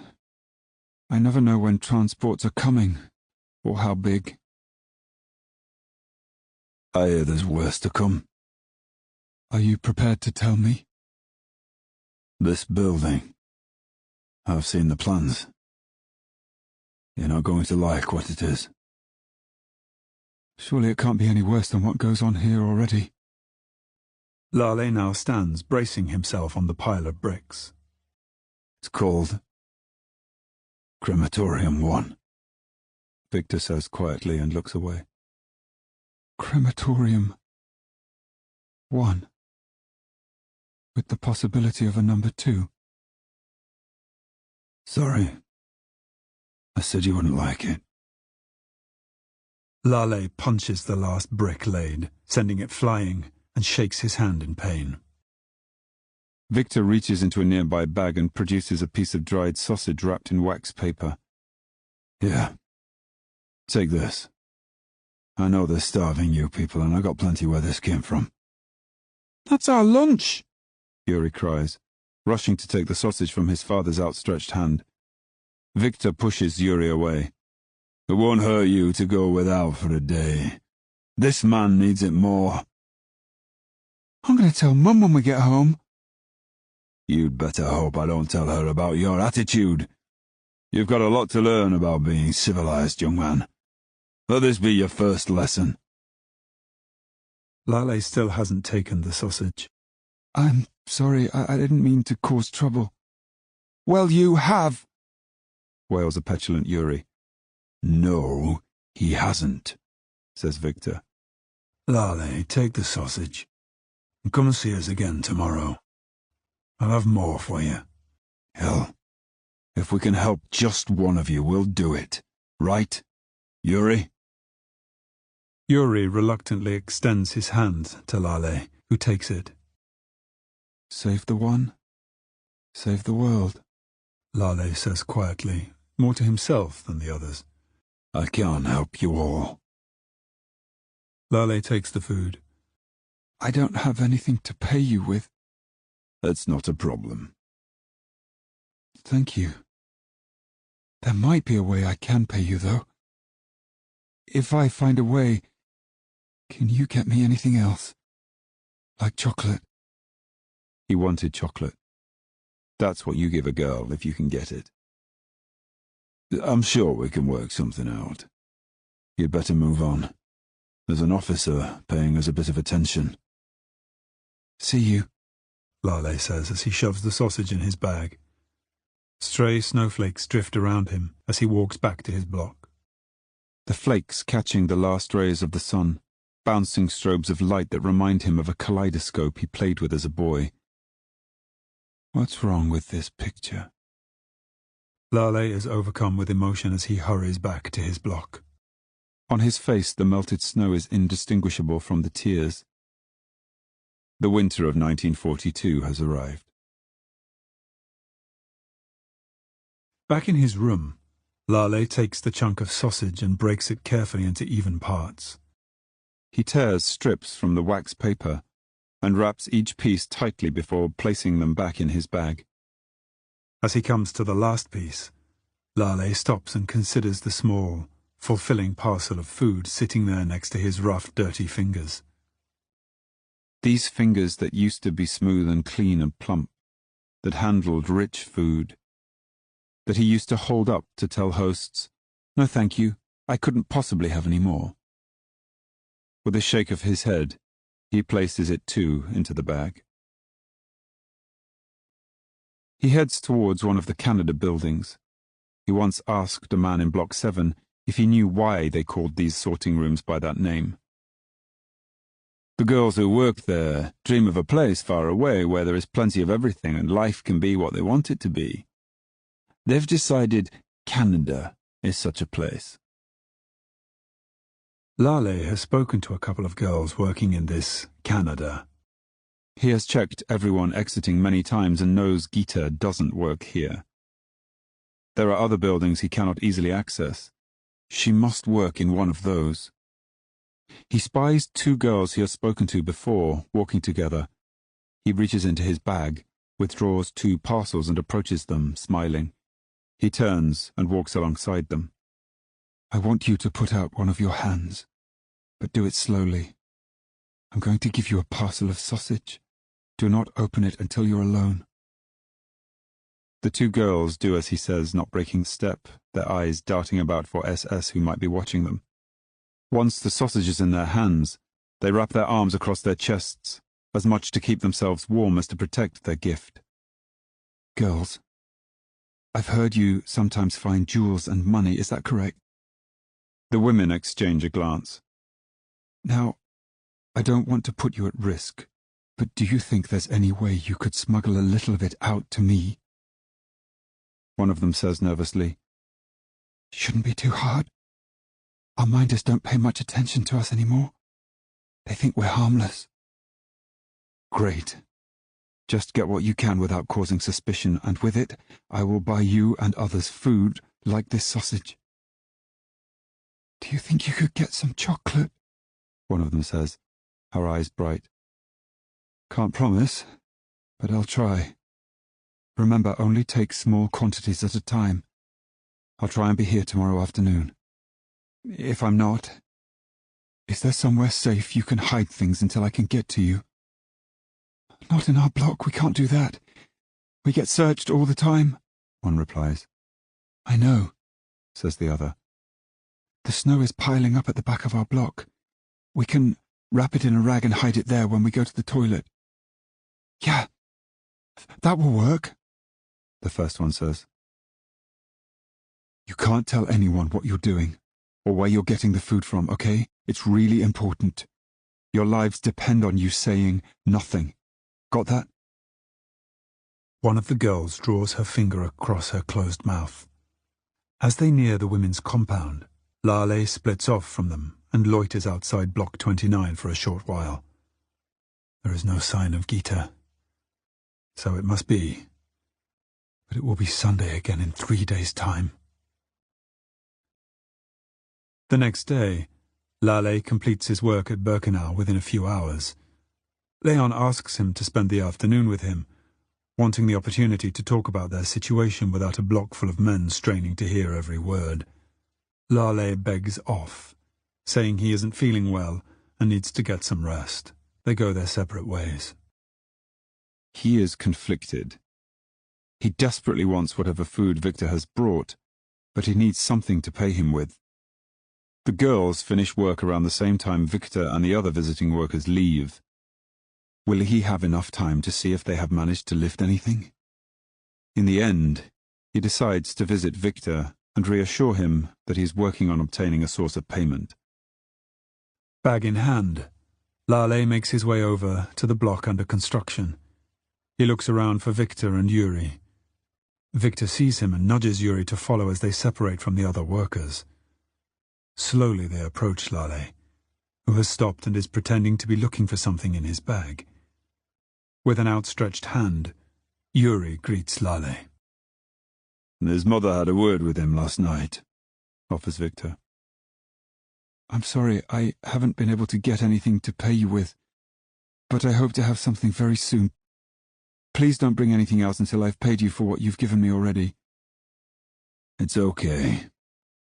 We have plenty to spare, Victor says. No, you're taking a risk. At the very least, you should get something in return. Just give me a day or two. Victor takes from his bag 2 packages, which he drops into Lale's open bag. We'll be here at the same time tomorrow. Thank you, says Lale. See you, says Yuri, which makes Lale smile. See you, Yuri. Back in his room, Lale opens the packages. Sausage and chocolate. He holds the chocolate to his nose and inhales. Once again, he breaks the food into small pieces to make it easy for the girls to hide and pass around. Oh, how he hopes they'll be discreet. The consequences, if they aren't, don't bear thinking about. He saves a small amount of the sausage for Block 7. The tools-down siren interrupts his obsessive efforts to ensure each piece of food is exactly the same size. He throws everything into his bag and hurries towards the Canada. Not far from the women's compound, Lale catches up with his 2 friends. They see him coming and slow their pace, dropping back into the mob of girls trudging home. He holds the food bundles in one hand, the open bag in the other, and nudges his way through the girls. Without looking at him, each girl drops something into his bag, and he in turn presses the food into their hands, which they shove up their sleeves. Lale and the girls split away from each other at the entrance into the women's compound. Lale doesn't know what he will find in the 4 pieces of rag that he places on his bed. He opens them gently. They contain coins and notes of Polish złoty, loose diamonds, rubies and sapphires, gold and silver rings emblazoned with precious stones. Lale steps back, knocking into the door behind him. He is recoiling from the sad provenance of these objects, each one attached to a momentous event in the life of its previous owner. He is also scared for his own safety. If he is discovered with this bounty, he will surely be put to death. A noise outside makes him throw the jewels and currency back in his bag and himself on his bed. No one comes in. Eventually, he rises and takes his bag with him towards his evening meal. In the canteen, he doesn't place his bag at his feet as usual, but clings to it with one hand, trying not to look too strange. He suspects he fails. Later that night, he separates the precious stones from the money, the loose gems from the jewelry, wrapping them separately in the rags they came in. The majority of the loot he pushes under his mattress. He keeps a loose ruby and a diamond ring in his bag. At 7 the next morning, Lale hangs around the main compound gates as the local workers enter. He sidles up to Victor and opens his hand to reveal the ruby and the ring. Victor closes his hand over Lale's in a handshake, palming the jewels. Lale's bag is already open and Victor quickly transfers some packages into it. Their alliance is now sealed. Victor whispers, "Happy New Year." Lale trudges away, the snow now falling heavily and covering the camp. 1943 has begun. Chapter 7. Though it's bitterly cold and the compound is a mess of snow and mud, Lale is upbeat. It is a Sunday. Lale and Gita will be among the brave souls walking in the compound, in the hope of a fleeting meeting, a word, a touch of the hand. He is pacing, on the lookout for Gita as he attempts to keep the cold from his bones. He walks in front of the women's camp as often as he can without raising suspicion. Several girls come from Block 29, but no Gita. Just as he is about to give up, Dana appears, scanning the compound. Spotting Lale, she hurries over. Gita's sick, she says as soon as she's in earshot. She's sick, Lale. I don't know what to do. His heart lurches to his throat in panic as he remembers the death cart, the close call, the men who nursed him back to health. I have to see her. You can't go in. Our capo is in a terrible mood. She wants to call the SS and have them take Gita away. You can't let them. You mustn't let them take her, please. Dana, says Lale. What's wrong with her, do you know? We think it's typhus. We've lost several girls in our block this week. Then she needs medicine. Penicillin. And where are we going to get medicine, Lale? If we go to the hospital and ask for penicillin, they'll just take her away. I can't lose her. I've lost all my family. Please, can you help us, Lale? Dana pleads. Don't take her to the hospital. Whatever you do, don't go there. Lale's mind races. Listen to me, Dana. It's going to take me a couple of days, but I'm going to try and get her some penicillin. A numbness sweeps over him. His vision blurs. His head pounds. Here's what you have to do. Tomorrow morning, take her, however you can, carry, drag, whatever, but take her to the Canada.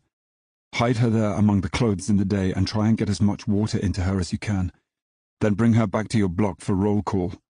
You might have to do this for a few days until I can get medicine, but you must do it. It's the only way to stop her being taken to the hospital. Now go and look after her. All right, I can do that. Ivana will help, but she must have medicine. He grips Dana's hand. Tell her. Dana waits. Tell her I will take care of her. Lale watches Dana run back into her block. He can't move. Thoughts creep into his head. The death cart he sees every day. Black Mary, it's called. She cannot end up on there. That must not be her fate. He looks around at the brave souls who have ventured outside. He imagines them dropping into the snow and lying there, smiling up at him, thankful that death has taken them from this place. You cannot have her. I will not let you take her from me, he calls. Prisoners move away from him. The SS have chosen to stay inside on this bleak, dark day, and soon Lale finds himself alone, paralyzed by cold and fear. Finally he begins to move his feet. His mind rejoins the rest of his body, and he stumbles back to his room and collapses on his bed. Daylight creeps into his room the next morning. The room feels empty, even of him. Looking down from above, he does not see himself. An out-of-body experience. Where have I gone? I have to come back. There's something important for me to do. The memory of yesterday's meeting with Dana jolts him back to reality. He grabs his bag, his boots, throws a blanket on his shoulders and runs from his room to the front gates. He doesn't check who is around. He must get to Victor and Yuri immediately. The two men arrive with others in their detail, sinking into the snow with each step they take towards work. They see Lale and move away from the others, meeting him halfway. He shows Victor the gems and the currency in his hand, a small fortune's worth. Everything he has he drops into Victor's bag. Penicillin or something similar, Lale says. Can you help me? Victor places his packages of food into Lale's open bag and nods his head. Yes. Lale hurries over to Block 29 and watches from a distance. Where are they? Why haven't they appeared? He paces up and down, oblivious to the eyes in the towers surrounding the camp. He must see Gita. She has to have made it through the night. Finally, he sees Dana and Ivana, Gita hanging weakly from their shoulders. Two other girls help to block the scene from easy view. Lale drops to his knees at the thought this could be the last time he sees her. "What are you doing down there?" Boretsky appears behind him. He staggers to his feet. I was feeling sick, but I'm okay now. "Maybe you should see a doctor. You know we have several at Auschwitz. No, thanks. I'd rather ask you to shoot me. Baretsky withdraws his pistol from its holster. If this is where you want to die, Tetoviera, I would be happy to oblige. I'm sure you would. But not today, Lale says. I take it we've got work to do? Baretsky holsters his gun. Auschwitz, he says, as he begins walking. And take that blanket back to where you found it. You look ridiculous. Lale and Leon spend the morning at Auschwitz, tattooing numbers on frightened newcomers and attempting to soften the shock of it. But Lale's mind is on Gita, and several times he presses too hard. In the afternoon, when the job is finished, Lale half walks, half runs back to Birkenau. He meets Dana near the entrance to Block 29 and gives her all his rations from breakfast. We made a bed for her out of clothing, Dana says, as she folds the food into makeshift shirt cuffs. And we fed her water from pieces of snow. We took her back to the block this afternoon, but she's still in a really bad way. Lale squeezes Dana's hand. Thank you. Try and get some food into her. I'll have medicine tomorrow. He departs, his mind a whirlpool. I barely know Gita. Yet how can I live if she does not? That night, sleep evades him. The next morning, Victor places medicine, along with food, into Lale's bag. That afternoon, he's able to get it to Dana.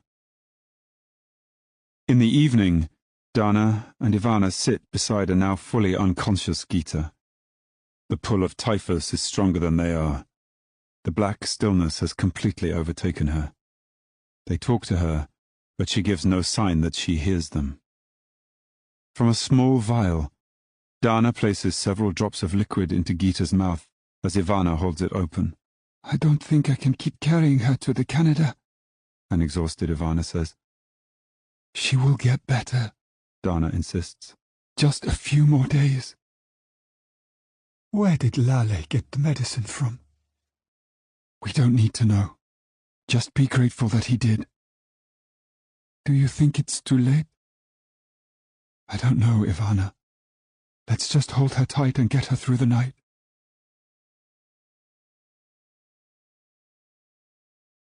The next morning, Lale watches from a distance as Gita is once again carried towards the Canada.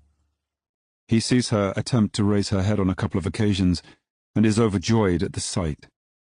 He now needs to seek out Baretsky. The main SS officers' quarters are at Auschwitz.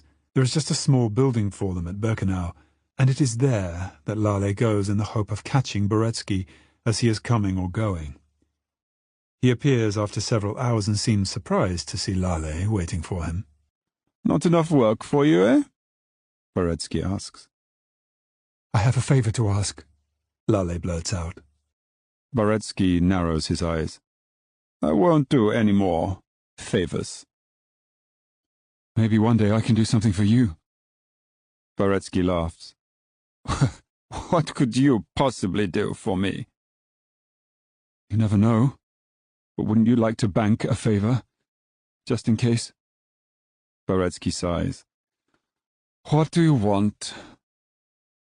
It's Gita. Your girlfriend? Can you get her transferred from the Canada into the administration building? Why? I suppose you want her where there's heating? Yes. Baretsky taps a foot. It might take me a day or two, but I'll see what I can do. No promises. Thank you. You owe me, Tetoviera. The smirk is back as he fondles his swagger stick. You owe me.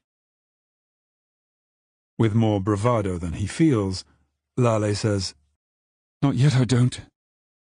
But I hope to. He walks away, a small spring in his step.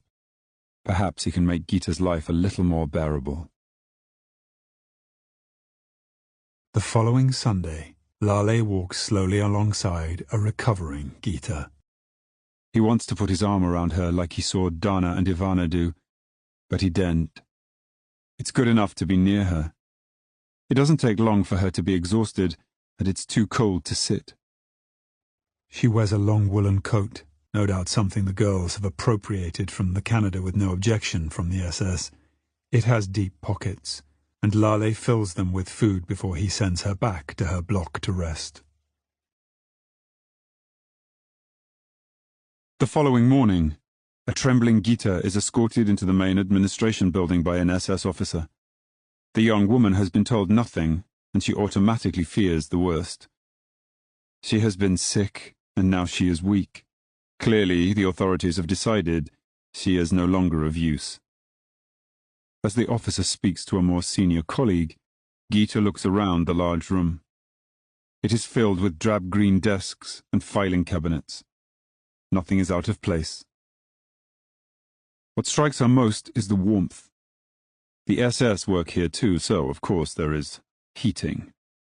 A mixture of female prisoners and female civilians work quickly and quietly, writing, filing, heads down. The escorting officer directs Gita towards her colleague, and Gita stumbles, still suffering the after-effects of the typhus. The colleague breaks her fall before roughly shoving her away. She then grabs Gita's arm and inspects her tattoo, before dragging her towards an empty desk and shoving her down on a hard wooden chair, next to another prisoner, dressed just like her. The girl doesn't look up, only tries to make herself smaller, unobtrusive, so as to be ignored by the officer. "Put her to work!" the grumpy officer barks. Once they're alone, the girl shows Gita a long list of names and details. She hands her a pile of cards and indicates that she is to transcribe the details of each person first onto a card, and then into a large leather-bound book between them. No words are spoken, and a quick glance around the room tells Gita to keep her mouth shut too. Later that day, Gita hears a familiar voice and looks up. Lale has entered the room and is handing papers to one of the civilian girls working on the front desk. Finishing his conversation, he slowly scans all the faces. As his glance passes Gita, he winks. She can't help herself. She gasps, and a few women turn to look at her. The girl beside her nudges her in the ribs as Lale hurries from the room. With the day's work ended, Gita sees Lale standing a distance away, watching the girls leave the administration building for their blocks. The heavy SS presence prevents him from approaching. As the girls walk together, they talk. "I'm Silka," Gita's new colleague says. "I am in Block 25. I'm Gita, Block 29. As the girls enter the women's camp, Dana and Ivana rush to Gita. "Are you all right? Where did they take you? Why did they take you?" Dana demands, fear and relief on her face. "I'm okay. They took me to work in the administration office." "How?" Ivana asks. Lale. I think he somehow arranged it. "But you're all right? They didn't hurt you?" "I'm fine. This is Silka. I'm working with her." Dana and Ivana greet Silka with a hug. Gita smiles, happy that her friends are so immediately accepting of another girl in their midst. All afternoon she had worried how they would react to her now working in relative comfort, without having to deal with the cold or any physical effort. She could hardly blame them if they were jealous of her new role, and felt she was no longer one of them. "I'd better go to my block," says Silka. "I'll see you tomorrow, Gita." Silka walks off and Ivana watches her go. "Gosh, she's pretty. Even dressed in rags, she's beautiful." "Yes, she is. She's been throwing me little smiles all day, just enough to reassure me. Her beauty goes beyond the surface." Silka turns back and smiles at the three of them. Then, with one hand, she removes the scarf from her head and waves it to them, revealing long dark hair cascading down her back. She moves with the grace of a swan, a young woman unaware of her own beauty and seemingly untouched by the horror around her. You must ask her how she has kept her hair, Ivana says, scratching absently at her own headscarf. Gita pulls her own scarf from her head and runs her hand over her short, spiky stubble, knowing all too well that it will soon be removed again, shaved back to her scalp. Her smile disappears briefly. Then she replaces her scarf, links arms with Dana and Ivana, and they walk towards the meal cart. Chapter 8. Lale and Leon have been working round the clock as the Germans storm every city, town and village, and empty them of Jews. Those from France, Belgium, Yugoslavia, Italy, Moravia, Greece and Norway join prisoners already taken from Germany, Austria, Poland and Slovakia. At Auschwitz, they tattoo those unfortunate enough to be selected by the medical team there.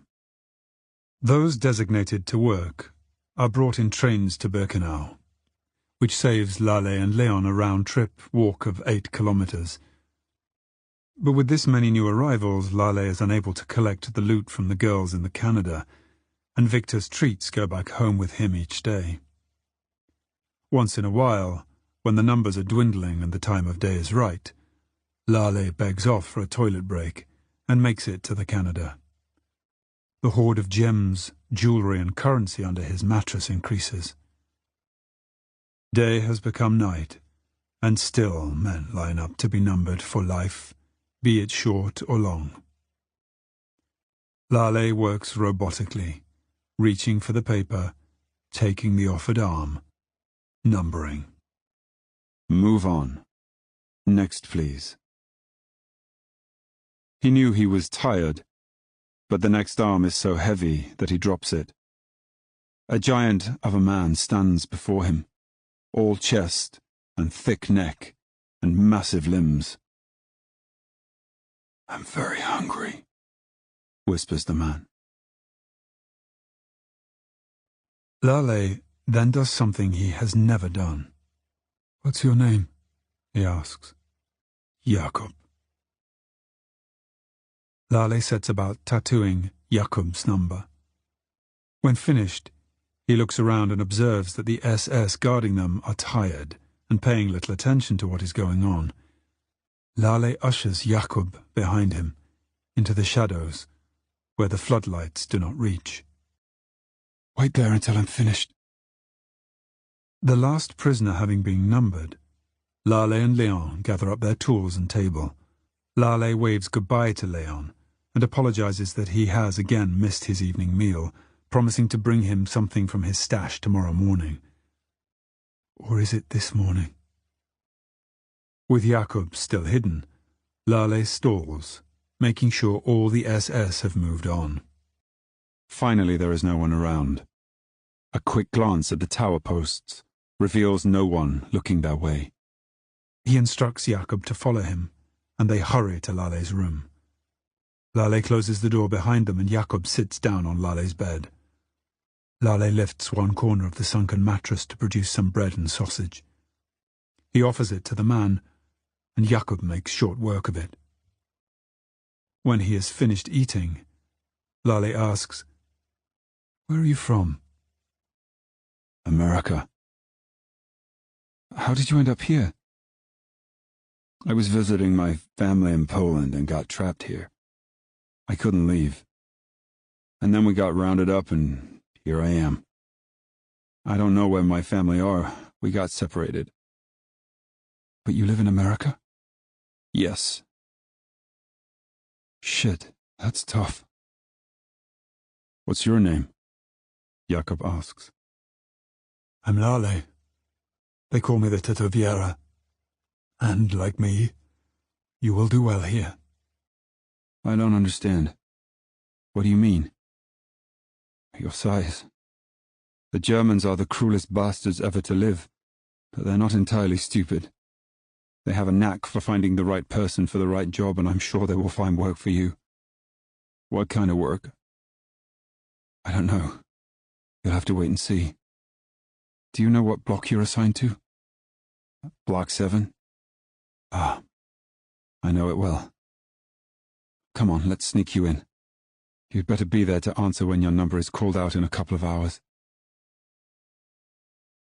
2 days later, it is Sunday. Having worked the past 5 Sundays, Lale has missed Gita terribly. Today the sun is shining down on him as he walks the compound, looking for her. As he rounds the corner of one block, he is startled by cheering and applause. Such noises are unheard of in the camp. Lale pushes his way through a crowd to reach its focus. There, centre stage, surrounded by both prisoners and SS, Jakob is performing. 3 men carry a large piece of timber to him. He takes it and tosses it away. Prisoners have to scramble to get out of the way. Another prisoner produces a large metal rod, which Jakob sets about bending in half. The show goes on for some time as heavier and heavier items are brought to Jakob for him to display his strength. A hush falls over the crowd. Hausdeck is approaching, guarded by SS. Jakob continues his performance unaware of his new audience. Hausdeck watches him raise a piece of steel above his head and twist it. He's seen enough. He gives a nod to the nearby SS who advance on Jakob. They make no attempt to touch him, but point their rifles in the direction they expect him to go. As the crowd thins, Lale sees Gita. He rushes towards her and her friends. 1 or 2 giggle when they see him. The sound is so out of place in this camp of death, and Lale delights in it. Gita beams. Taking her by the arm, he steers her to their spot behind the administration building. The ground is still too cold to sit on, so Gita leans against the building, tilts her face to the sun. Close your eyes, Lale says. Why? Just do as you're told. Trust me. Gita closes her eyes. Open your mouth. She opens her eyes. Close your eyes and open your mouth. Gita does so. From his bag, Lale produces a small piece of chocolate. He places it on her lips, letting her feel the texture of it, before slowly pushing it a little further into her mouth. She presses her tongue against it. Lale pulls it back to her lips. Now moistened, he rubs the chocolate gently across her lips, and she licks it off with delight. When he pushes it into her mouth, she bites down, taking a chunk off, opening her eyes wide. Savoring the taste, she says, Why does chocolate taste so much better when it's fed to you? I don't know. No one has ever fed it to me. Gita takes the small amount of chocolate Lale still holds in his hand. Close your eyes and open your mouth. The same teasing takes place. After Gita has smeared the last bit of chocolate on Lale's lips, she gently kisses him, licking the chocolate away. He opens his eyes to find hers shut. He pulls her into his arms, and they kiss passionately. When Gita finally opens her eyes, she wipes the tears that run down Lale's face. What else have you got in that bag of yours? She asks playfully. Lale sniffs and laughs. A diamond ring? Or would you prefer an emerald? Oh, I'll have the diamond, thank you, she says, playing along. Lale rummages around in his bag and produces an exquisite silver ring with a single diamond set in it. Handing it to her, he says, It's yours. Gita can't take her eyes off the ring, the sun bouncing off the stone. Where did you get this? Girls working in one of the Canada buildings find jewels and money for me. That's what I used to buy the food and medicine I've been giving you and the others. Here, take it. Gita puts her hand out as though to try on the ring, but then pulls back. No, you keep it. Put it to good use. Okay, Lale goes to put it back in his bag. Stop. Let me look at it one more time. He holds it between two fingers, turning it this way and that. It's the most beautiful thing I've ever seen. Now put it away. It's the second most beautiful thing I've ever seen, says Lale, looking at Gita. She blushes and turns her face away. I'll have some more of that chocolate if you have any left.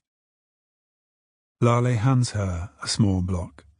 She snaps off a piece and places it in her mouth, closing her eyes for a moment. She wraps the rest within her sleeve and tucks it away. Come on, he says. Let's get you back to the girls so you can share it. Gita reaches up to his face, caresses his cheek. Thank you. Lale sways, unbalanced by her proximity. Gita takes his hand and begins to walk. Lale is led. As they enter the main compound, Lale sees Boretsky. He and Gita release hands. He exchanges a glance with her that tells her all she needs to know. It aches to part from her without a word, and with no certainty about when they will next meet. He walks towards Boretsky, who is glaring at him. "I've been looking for you," says Boretsky. "We've got work to do at Auschwitz." Along the road to Auschwitz, Lale and Boretsky pass work details of a few men each, who must be being punished with this Sunday work. Several SS guarding them call out a greeting to Boretsky, who ignores them. Something is very wrong with him today. Normally he's quite the talker, but today his whole body seems tense. Ahead, Lale sees 3 prisoners sitting on the ground back to back, supporting each other, clearly exhausted. The prisoners look up at Lale and Boretsky, but make no attempt to move. Without breaking step, Boretsky pulls his rifle from his back and fires at them repeatedly. Lale freezes, his eyes locked on the dead men. Finally, looking back up at the retreating Boretsky, Lale recalls the first time he saw such an unprovoked attack on defenseless men, sitting on a board in the dark. That first night he arrived at Birkenau flashes before him. Boretsky is getting further away from him, and Lale fears he will take his anger out on him next. He hurries to catch up to him, but remains a slight distance away. He knows Boretsky knows he's there. Once more, they arrive at the gates into Auschwitz, and Lale looks up at the words emblazoned above. Arbeit macht frei. He silently curses whatever god may be listening.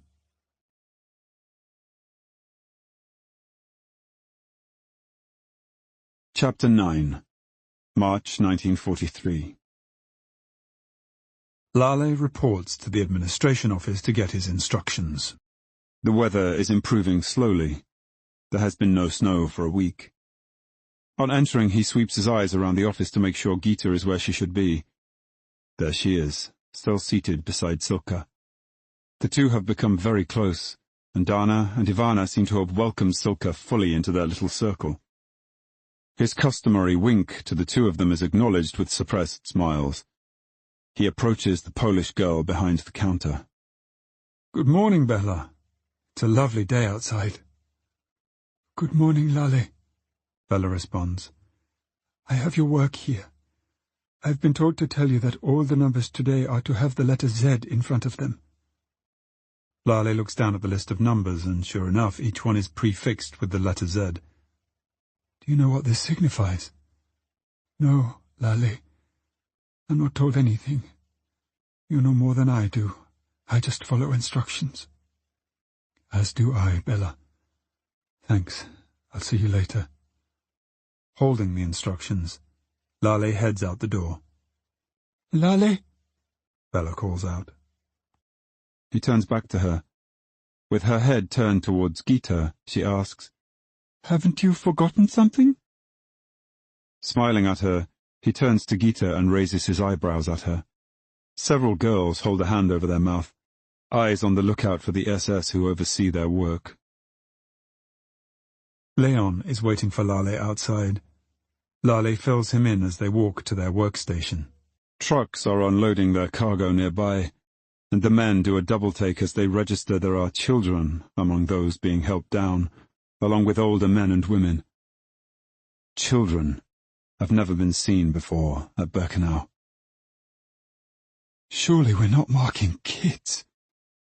I'll not do that, Leon pronounces. Here comes Beretsky. He'll tell us what to do. Don't say a word. Beretsky strides up. I see you've noticed something's different today, Tetoviera. These are your new companions. You're going to be sharing from now on, so you'd better be nice to them. They'll outnumber you by quite a lot. A hell of a lot, actually. Lale says nothing. They are the filth of Europe. Even worse than you. They are gypsies, and for reasons I'll never know, the Führer has decided they are to live here, with you. What do you say about that, Tetoviera? Are we to number the children? You'll number anyone who hands you a number. I'll leave you to your work. I'm going to be busy at the selection, so don't make me have to come over here. As Beretsky marches off, Leon stammers, I won't. Let's just wait and see what comes our way.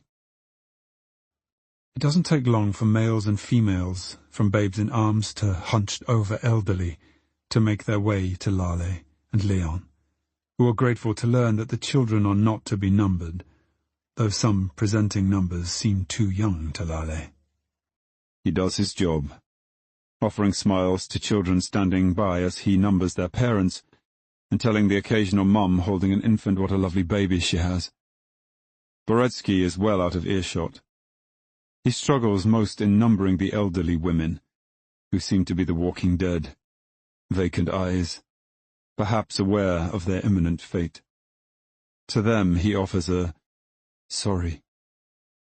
He knows they probably don't understand. In the administration building, Gita and Silka are working at their desks. Two SS officers approach them with no warning. Silka gasps as one of them grabs her by the arm, jerking her to her feet. Gita watches as Silka is marched from the room, looking back with confused and pleading eyes. Gita doesn't see the administrative SS officer approach her until she is struck across the head by a hand, a clear message to get back to work. Silka tries to resist as she is dragged down a long corridor to an unknown part of the building. She is no match for the two men who, on stopping at a closed door, open it and literally throw her inside. Silka picks herself up and looks around. A large four-poster bed dominates the room. There is also a dresser and a bedside table with a lamp and a chair. Someone sits in the chair. Silka recognizes him. Lagerführer Schwarzhuber, the senior commandant of Birkenau. He is an imposing man, rarely seen in the camp. He sits tapping his tall leather boot with his swagger stick.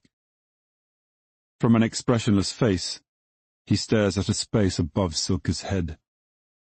Silka backs up against the door. Her hand goes to the door handle. In a flash, the swagger stick hurtles through the air and strikes Silka's hand. She cries out in pain and slides down to the floor. Schwarzhuber walks over to her and picks up his stick.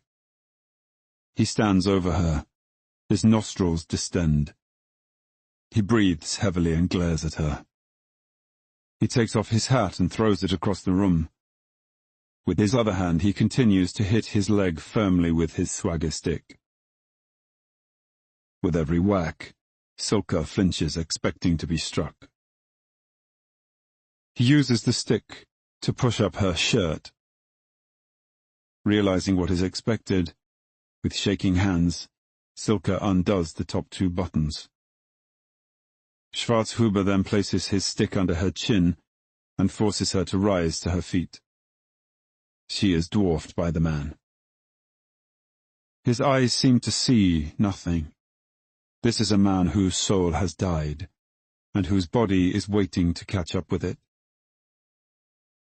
He holds out both his arms, and she interprets this gesture as, "Undress me." She takes a step closer, still at arm's length, and begins undoing the many buttons on his jacket. A whack across the back with the stick hurries her up. Schwarzhuber is forced to drop the stick so she can slide his jacket off. Taking it from her, he throws it after his hat. He removes his own singlet. Silke begins undoing his belt and zipper. Kneeling down, she pulls his trousers down to his ankles, but can't get them over his boots. Unbalanced, Silke falls heavily when he pushes her over. Dropping onto his knees, he straddles her. Terrified, Silke attempts to cover herself as he rips her shirt open. She feels the back of his hand across her face as she closes her eyes and gives in to the inevitable. That evening, Gita runs from the office to her block, tears streaming down her face. Dana and Ivana find her sobbing on their bunk when they arrive a short while later. She is inconsolable, and can only tell them that Silke has been taken away. It was only going to be a matter of time. Since becoming the Tetoviera, Lale has had an entire block to himself. Each day upon returning there, he has observed the progress made on the buildings going up around him. He is in a clearly defined camp, sleeping in the single room usually reserved in each block for the capo, even though he is capo to no one. He has always assumed that sooner or later the empty bunk beds behind him would be filled. Today, Lale returns to his block and watches the children running around outside playing tag. Life is not going to be the same. Several of the older children run up to him and ask questions he fails to understand. They discover that they can communicate in a bastardized form of Hungarian, albeit not always accurately. He shows his room to those now sharing his block, telling them in his sternest voice that they are never, ever to enter. He knows they understand this, but will they respect it? Only time will tell. He considers his limited understanding of gypsy culture and wonders if he needs to make alternative storage arrangements for what is under his mattress. He walks into the block, shakes hands with many of the men, acknowledges the women, the older women in particular. They know what he does here, and he tries to explain it further. They want to know what's going to happen to them, a reasonable question to which he has no answer. He promises he will tell them of anything he hears which might affect them. They seem grateful.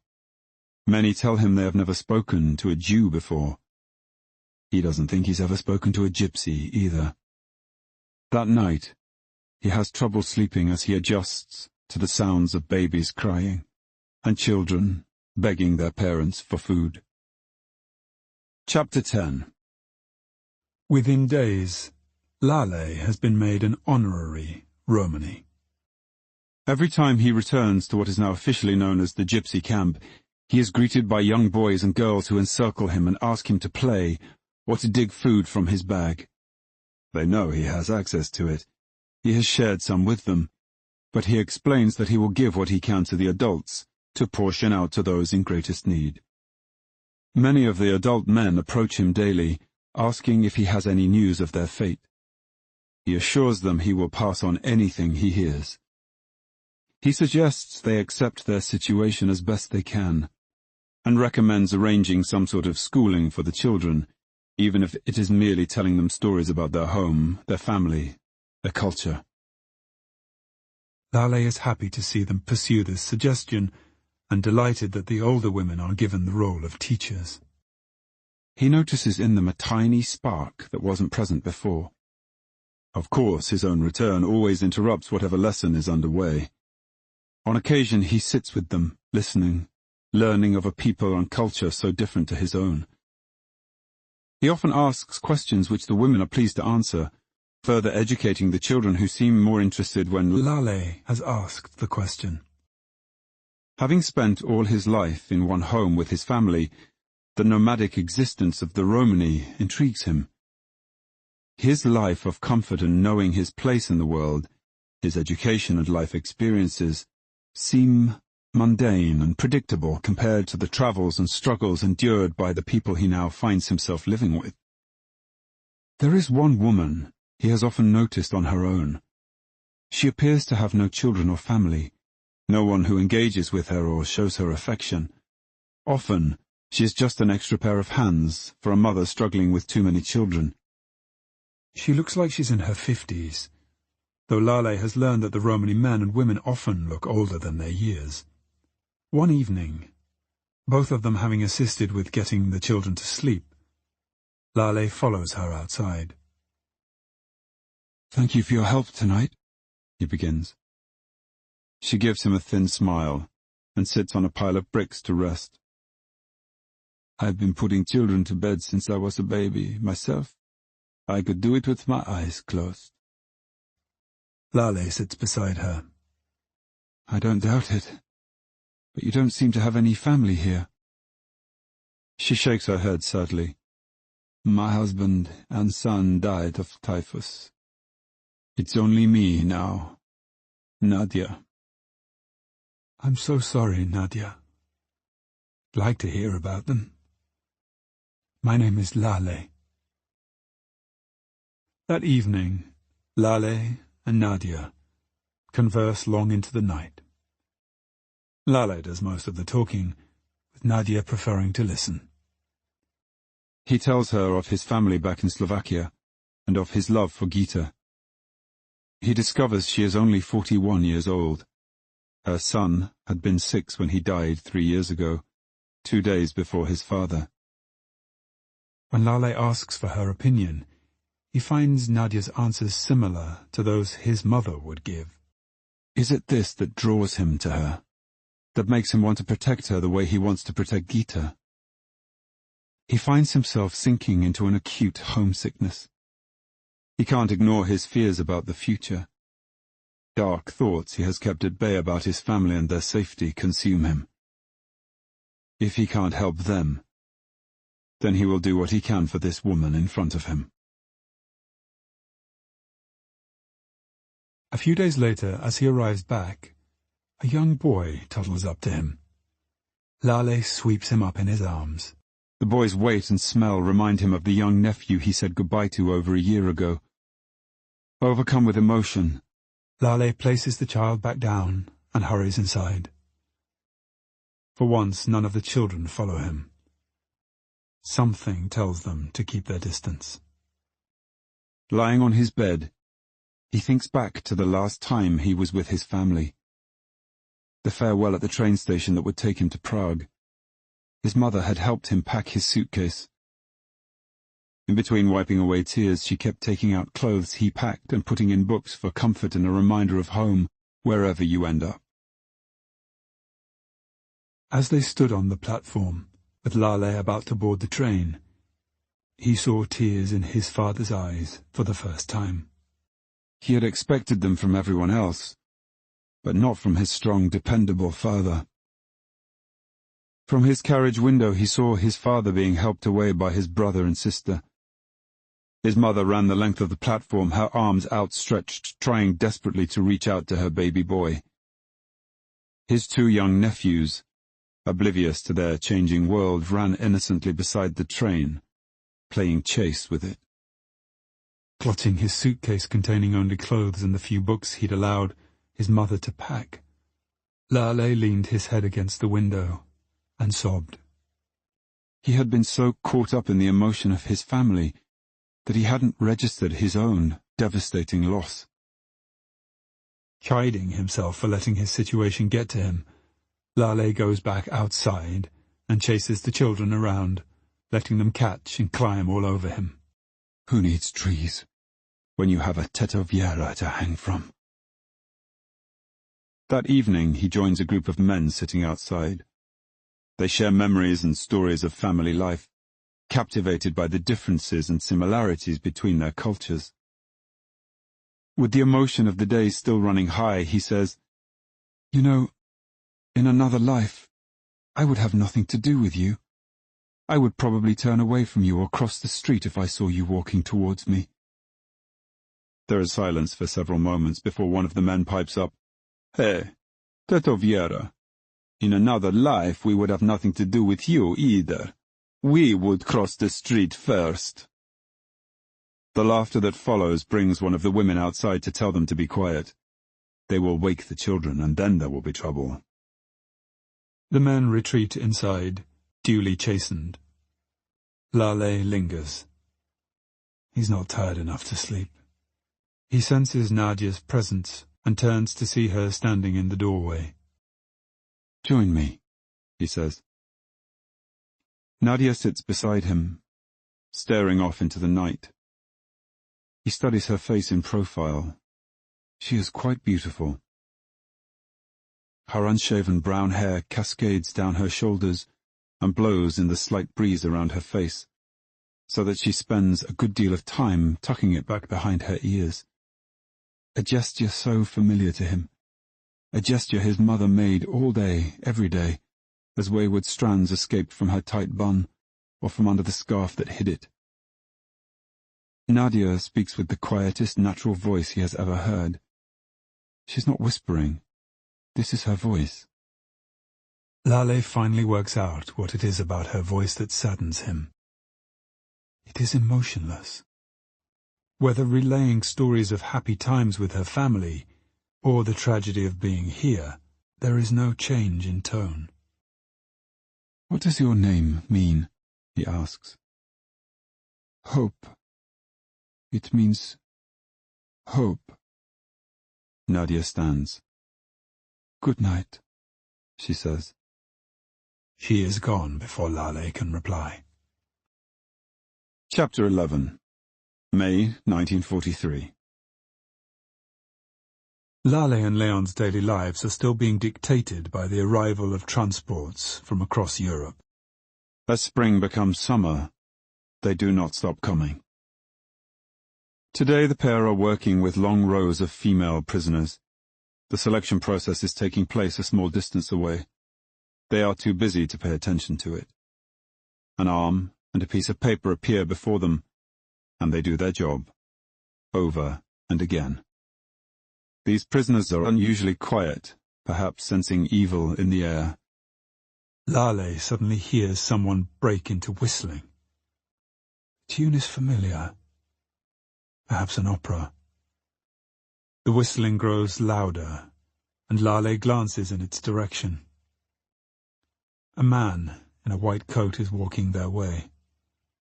Lale puts his head down, attempting to keep to the rhythm of his job. Don't look at faces. He takes the paper, makes the number the way he has 1,000 times before. The whistling stops.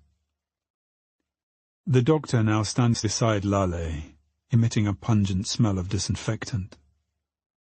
Leaning over, he inspects Lale's work and takes the arm he is midway through tattooing. He must be satisfied because he moves on as quickly as he arrived, bastardizing another melody. Lale looks up at Leon, who has turned pale. Baretsky materializes beside them. "What do you think of our new doctor?" "Didn't really introduce himself," murmurs Lale. Baretsky laughs. "This is one doctor you don't want to be introduced to. Trust me. I'm scared of him. The guy's a creep." "Do you know what he is called?" "Mengele. Herr Dr. Josef Mengele. You should remember that name, Tetoviera." "What was he doing at the selection?" "Herr Doctor has made it known that he will be at many of the selections, as he is looking for particular patients."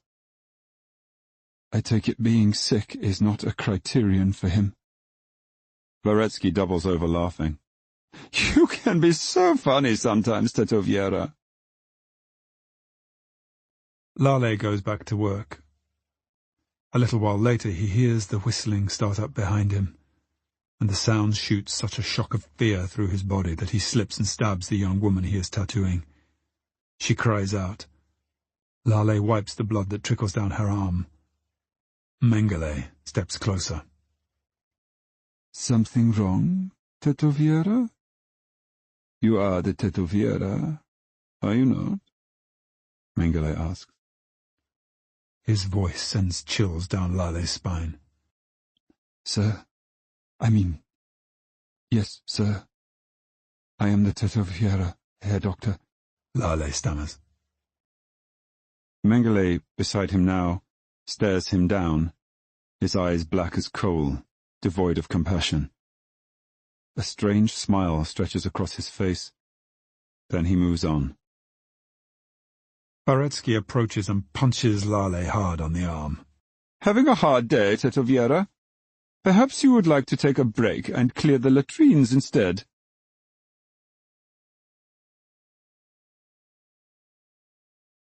That night, Lale tries to wash the dried blood from his shirt with water from a puddle. He partially succeeds, but then decides a stain will be an appropriate reminder of the day he met Mengele. A doctor, Lale suspects, who will cause more pain than he eases, whose very existence threatens in ways Lale doesn't want to contemplate. Yes, the stain must remain to remind Lale of the new danger that has entered his life. He must always be wary of this man, whose soul is colder than his scalpel. The next day Lale and Leon find themselves at Auschwitz again, to number young women. The whistling doctor is present. He stands before the parade of girls, deciding their fate with a flick of his hand. Right, left, right. Right, left, left. Lale can't see any logic to the decisions. They are all in the prime of their lives, fit and healthy. He sees Mengele watching him, being watched. Lale can't take his eyes away as Mengele grabs the next girl's face in his big hands, twists it back and forward, up and down, and opens her mouth. And then with a slap to the face he pushes her to the left. Rejected. Lale stares him down. Mengele calls an SS officer over and speaks to him. The officer looks over at Lale and begins walking in his direction. Shit. What do you want? He demands with more confidence than he feels. Shut up, Tetoviera. The SS officer turns to Leon. Leave your things and come with me. Wait a minute. You can't take him. Can't you see the number of people still to be done? Lale asks, now terrified on his young assistant's behalf. Then you'd better get on with your work, or you will be here all night, Tetoviera, and Herr Doctor won't like that. Leave him, please. Let us get on with our work. I'm sorry if I've done anything to upset Herr Doctor, Lale says. The officer points his rifle at Lale. Do you want to come too, Tetoviera? Leon says, I'll go. It's okay, Lale. I'll be back as soon as I can. I'm sorry, Leon. Lale can no longer look at his friend. It's all right. I'll be all right. Get back to work. Leon is marched off. That evening, Lale, greatly distressed, trudges alone, head down, back to Birkenau. Something just off the tracks catches his eye. A flash of colour. A flower. A single flower waving in the breeze. Blood-red petals around a jet-black middle. He looks for others, but there are none. Still, it is a flower, and he wonders again about the next time he could give flowers to someone he cares for. Images of Gita and his mother come to him, the two women he loves the most, floating just out of reach. Grief comes in waves, threatening to drown him. Will the two ever meet? Will the younger learn from the older? Will Mama welcome and love Gita as I do? He had learned and practiced the art of flirting on his mother. Though he was fairly sure she didn't realize what he was doing, he knew what he was doing. He learned what worked on her and what didn't, and he quickly worked out what was appropriate and inappropriate behavior between a man and a woman. He suspected all young men embarked on this learning process with their mothers, though he often wondered if they consciously realized it. He had brought it up with several of his friends who had reacted with shock, claiming they did no such thing. When he questioned them further about whether they got away with more from their mother than their father, they all admitted to behaviors that could be construed as flirting. They thought they were just getting around Mum because she was easier than Dad. Lale knew exactly what he was doing. Lale's emotional connection to his mother had shaped the way he related to girls and women. He was attracted to all women, not just physically, but emotionally. He loved talking to them.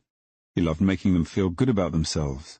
To him, all women were beautiful, and he believed there was no harm in telling them so. His mother, and also his sister, subliminally taught Lale what it was a woman wanted from a man, and so far he had spent his life trying to live up to these lessons. Be attentive, Lale. Remember the small things, and the big things will work themselves out. He heard his mother's sweet voice. He bends and gently picks the short stem. He will find a way to give it to Gita tomorrow. Back in his room, Lale carefully places the precious flower beside his bed, before falling into a dreamless sleep. But the next morning when he wakes, the petals from his flower have separated and lie curled up beside the black center. Death alone persists in this place. Chapter 12. Lale doesn't want to look at the flower anymore, so he leaves his block to throw it away. Boretsky is there, but Lale ignores him, preferring to head back inside and into his room. Boretsky follows him and leans in the doorway. He studies the distraught-looking Lale. Lale is aware that he sits on a lumpy fortune of gems, currency, sausage, and chocolate. He grabs his bag and pushes past Boretsky, forcing him to turn and follow him outside. "Wait up, Tetoviera. I need to talk to you." Lale stops. "I have a request for you." Lale remains silent, looking at a point beyond Boretsky's shoulder. My fellow officers and I, in need of some entertainment. And as the weather is improving, we were thinking of a game of football. What do you think? I'm sure it would be fun for you. Yes, indeed. Boretsky plays the game and waits. Lale eventually blinks. "How can I help you?" Well, now that you've asked, Tetoviera, we need you to find 11 prisoners to take on a team of SS in a friendly match. Lale considers laughing, but keeps his gaze at the point over Boretsky's shoulder. He thinks long and hard about his reply to this bizarre request. What? No substitutes? No substitutes. Sure. Why not? Where did that come from? There are a million other things I could say, like, fuck off. Good. Great. Get your team together and we'll meet in the compound in 2 days' time, Sunday. Oh, and we'll bring the ball. Laughing loudly, Boretsky walks off. By the way, Tetoviera, you can have the day off. There are no transports today. Lale spends part of the day sorting his treasure into small bundles, food for the Romani and the boys in Block 7, and of course Gita and her friends. Gems and currency sorted by type. The process is surreal. Diamonds with diamonds, rubies with rubies, dollars with dollars, and even a stack of currency as never seen before, bearing the words South African Reserve Bank and Suid-Afrikaans. He has no idea of its value, or how it found its way into Birkenau. Taking several gems, he goes looking for Victor and Yuri to make the day's purchases. He then plays for a while with the boys from his block as he tries to formulate what he will say to the men in Block 7 upon their return from work. In the evening, Lale is surrounded by dozens of men looking at him incredulously. "You have got to be fucking kidding," one of them says. "No," Lale replies. "You want us to play football with the fucking SS?" Yes, this coming Sunday. "Well, I'm not going to do it. You can't make me," the same person replies. From the back of the group, a voice calls out, "I'll play. I've played a little." A small man pushes his way through the gathered men and stands in front of Lale. "I'm Joel." "Thanks, Joel. Welcome to the team. I need another 9 of you. What have you got to lose? This is your one chance to get a little physical with the bastards and get away with it." "I know a guy in Block 15 who played in the Hungarian national team. I'll ask him if you like," another prisoner pipes up. "What about you?" Lale asks. "Yeah, sure. I'm Joel too. I'll ask around and see who I can get. Is there any chance we can have a practice before Sunday? Plays football and has a sense of humour. I like this guy. I'll be back tomorrow night to see how you've done. Thanks, Big Joel." Lale looks over at the other Joel. "No offence." "None taken," Little Joel replies. Lale produces bread and sausage from his bag and lays it upon a nearby bunk. As he leaves, he watches 2 of the men share out the food. Each recipient breaks their portion into bite-sized pieces and hands them round. No pushing, no fighting. An orderly distribution of life-saving nourishment.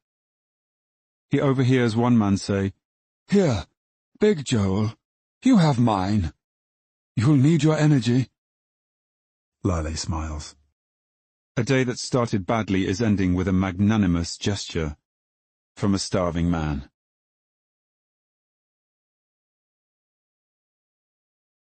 The day of the game arrives. Lale wanders into the main compound to see SS painting a white line into what is far from an oblong shape. He hears his name being called and finds his team gathered together. He joins the men. "Hey, Lale, I've got 14 players counting you and me. A couple in reserve if some of us fall over," Big Joel tells him proudly. "Sorry, I was told no substitutes. Just one team. Choose the fittest." The men look at each other. 3 hands rise, and those volunteering to take no part walk away. Lale watches as several of the men stretch and jump up and down in the manner of a professional warm-up. "Some of these guys look like they know what they're doing," Lale mutters to Little Joel. "They should. 6 of them have played semi-professionally." "You're kidding." "Nope. We're going to kick their asses." "Little Joel, you can't. We can't win. I guess I didn't make myself clear." "You said get a team together. And I did." "Yeah. But we can't win. We can't do anything to humiliate them. We mustn't tempt them to open fire on everyone. Look around you." Little Joel sees the hundreds of prisoners gathered. There is an air of excitement in the camp as they push and shove for a vantage point around the perimeter of the painted playing area. He sighs. "I'll tell the others." Lale scans the crowd for one face only. Gita stands with her friends and waves to him furtively. He waves back, wanting desperately to run to her, sweep her up in his arms and disappear behind the administration building.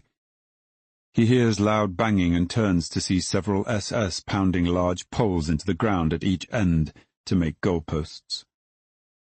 Boretsky approaches him. "Come with me." At one end of the field, The crowd of prisoners parts as the SS team enters. None of them are in uniform. Several wear clothing that will make playing a game of football much easier. Shorts, singlets. Behind the team, a heavily guarded commandant, Schwarzhuber, and Lale's boss, Haustek, approach Lale and Boretsky. "This is the captain of the prisoner team, the Tetoviera." Boretsky introduces Lale to Schwarzhuber. "Tetoviera?" He turns to one of his guards. "Have we got something we can play for?" A senior SS takes a cup from a soldier beside him and shows it to his commandant. "We have this. It will make a more than suitable trophy. The inscription says 1930 World Cup. I believe the winners were France." He shows the trophy to Lale. "What do you think?" Before Lale can respond, Schwarzhuber takes the trophy and holds it aloft for everyone to see. The SS cheer. "Start the game, and may the best team win." As Lale jogs back to his team, he mutters, "May the best team live to see the sun come up tomorrow." Lale joins his team and they gather in the middle of the field. The spectators cheer. The referee kicks the ball towards the SS team, and it's game on. 10 minutes into the game, the prisoners have scored 2-0. While Lale enjoys the goals, common sense prevails when he looks at the angry faces of the SS. He subtly lets his players know to slow it down for the remainder of the half. They have had their moments of glory, and it is now time to let the SS into the game. The half ends 2-2. While the SS are given drinks during the short break, Lale and his team gather to discuss tactics.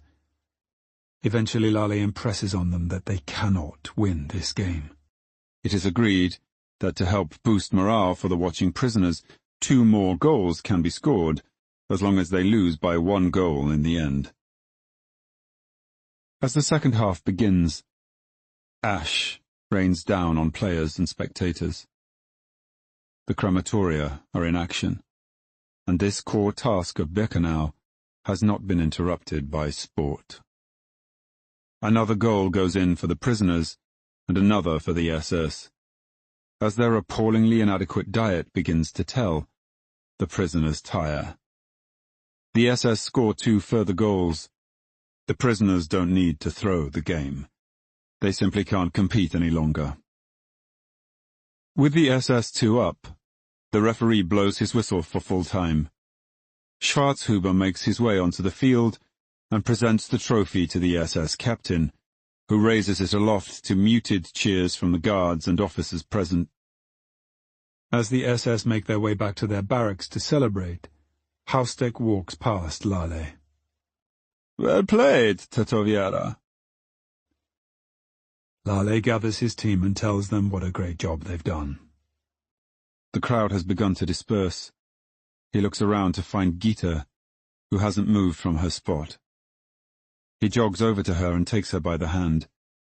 They move through the other prisoners towards the administration block. As Gita drops to the ground behind the building, Lale looks around for prying eyes. Satisfied, he sits beside her. He watches Gita as she runs her fingers through the grass, examining it intently. "What are you doing? Looking for 4-leaf clover? You'd be surprised by how many there are here." Lale smiles, charmed. "You're kidding." "No. I've found several. Ivana finds them all the time. You look shocked." "I am. You're the girl who doesn't believe she'll get out of here. Yet you're looking for good luck charms." "They're not for me. It's true I don't believe in such things." "For who, then?" "Do you know how superstitious the SS are? If we find a 4-leaf clover, we treasure it. It's like currency for us." "I don't understand." "Whenever we are in danger from the SS, we hand it over and sometimes it stops them from hitting us. If we take one to a mealtime, We might even get extra rations. Lale gently strokes her face. That he cannot protect the girl he loves anguishes him greatly. Gita leans back down and continues her search. Grabbing a handful of grass, she throws it at Lale with a smile. He grins back. Playfully he nudges her over, and she lies on her back. Leaning over her, he plucks a handful of grass and slowly lets it sprinkle down onto her face. She blows it away. Another handful of grass goes onto her neck and the top of her chest. She leaves it there. He undoes the top button on her shirt, drops more grass, and watches it disappear down her cleavage. May I kiss you? He asks. Why would you want to? I haven't brushed my teeth for I don't know how long. Me neither. So I guess we cancel each other out. Gita answers him by raising her head towards his. Their previous fleeting kiss ignited a year's worth of longing. Pent-up passions collide as they explore each other now. They want, they need more of each other. The moment is broken by the sound of a barking dog nearby. They know the animal must have a handler attached to it. Lale stands and pulls Gita up into his arms. One last kiss, before they run back to the safety of the compound and a crowd they can melt into. In the women's camp, they spot Dana, Ivana, and Silka, and begin walking towards them. Lale notices Silka's pallor. Is Silka all right? Lale asks. She doesn't look well. She's as well as can be expected, under the circumstances. Is she sick? Do you need medicine? No, she's not sick. You're better off not knowing. As they near the girls, Lale leans into Gita, whispering, Tell me. Maybe I can help. Not this time, my love. Gita is encircled by the girls and they walk off. Silka, head down, lags behind. Chapter 13. That night, Lale lies on his bed, the happiest he's been for as long as he can remember. In her own bed, Gita lies curled up next to a sleeping Dana, her eyes wide open staring into the darkness, reliving the moments she lay with Lale. His kisses, the longing her body felt for him to continue, to go further. Her face grows hot as fantasies of their next encounter play out in her mind. In a grand four-poster bed, Schwarzhuber and Silka lie in each other's arms. His hands explore her body as she stirs into nothing, feeling nothing. Numb. In his private dining room at Auschwitz, Hoes sits at an elegant table for one. Fine food rests on fine china. He pours 1932 Chateau Latour into a crystal goblet. He swirls, sniffs, tastes the wine. He won't let the stresses and strains of his job impede life's little luxuries. A drunken Beretsky stumbles into his room in the barracks at Auschwitz. Kicking the door shut, he staggers and falls awkwardly onto his bed. With difficulty he removes the belt holding his sidearm and slings it over the bedpost. Sprawled on his bed, he registers the overhead light, still on, shining into his eyes. After an unsuccessful attempt to get up, he locates his weapon with a clumsy arm and pulls it from its holster. With his second shot, he kills the recalcitrant light bulb. His gun drops to the floor as he passes out. The next morning, Lale winks at Gita as he collects his supplies and instructions from Bella in the administration office. His smile disappears when he notices Silka sitting beside Gita, her head down, once again not acknowledging him. This has been going on far too long. He resolves to force Gita to tell him what is wrong with Silka. Outside, he is met with a very hungover, angry Beretsky. Hurry up! I've got a truck waiting to take us to Auschwitz. Lale follows him to the truck. Boretsky climbs into the cab, shutting the door. Lale gets the message and scrambles into the back. There, he endures the trip to Auschwitz, tossed from one side to the other. When they arrive at Auschwitz, Boretsky tells Lale that he is going to lie down, and that Lale is to make his way to Block 10. Once he finds the block, Lale is directed around the back by the SS officer standing out front. Lale notices that it looks different to the blocks back at Birkenau. The first thing he sees as he rounds the corner of the building is the wire fence that encloses part of the backyard. Slowly, he registers small movements in the enclosed area. He stumbles forward, transfixed at what lies beyond the fence. Girls.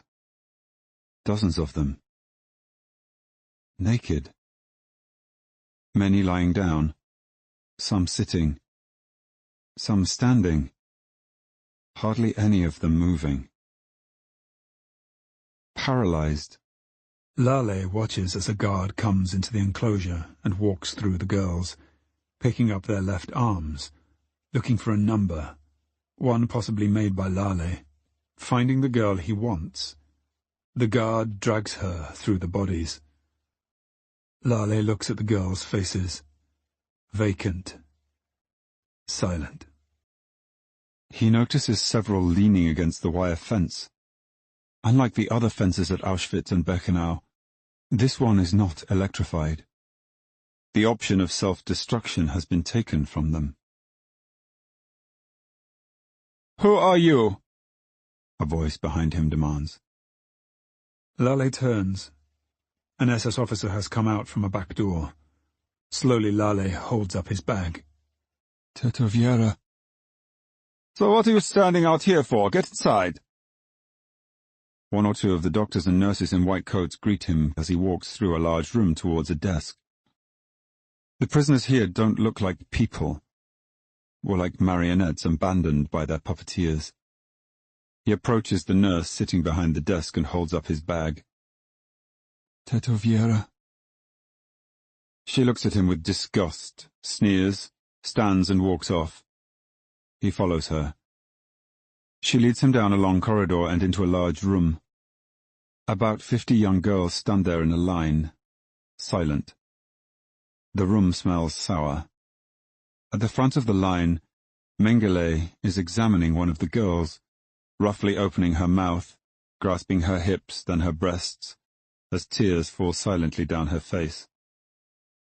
Finishing his examination, he waves her off to the left. Rejected. Another girl is pushed into her vacated place. The nurse walks Lale up to Mengele, who stops his examination. "You are late," he says with a smirk, clearly enjoying Lale's discomfort. He indicates a small group of girls standing to his left. "Those I am keeping. Do their numbers." Lale moves off. "One day soon, Tetoviera, I will take you." Lale looks back, and there it is. That tight pull of the lips that constitutes a sick smile. Once again a chill spreads throughout his body. His hands shake. Lale picks up his pace, hurrying to a small table where another nurse sits with identification cards at the ready. She makes room for him to set up. He tries to control the shaking in his hands as he lines up his tools and ink bottles. He looks over at Mengele, who has another frightened girl in front of him, and is running his hands over her hair and down her breasts. "Don't be frightened. I'm not going to hurt you," Lale hears him tell her. Lale watches the girl shiver in fear. There. You're safe. This is a hospital. We take care of people here." Mengele turns to a nearby nurse. "Get a blanket for this pretty young thing." Turning back to the girl, he says, I'll take good care of you. The girl is sent in Lale's direction. Lale puts his head down and prepares to get into the rhythm of tattooing the numbers shown to him by the nurse assisting. When his work is complete, Lale leaves the building and looks again into the fenced area. It is empty. He drops to his knees and dry retches. He has nothing to bring up.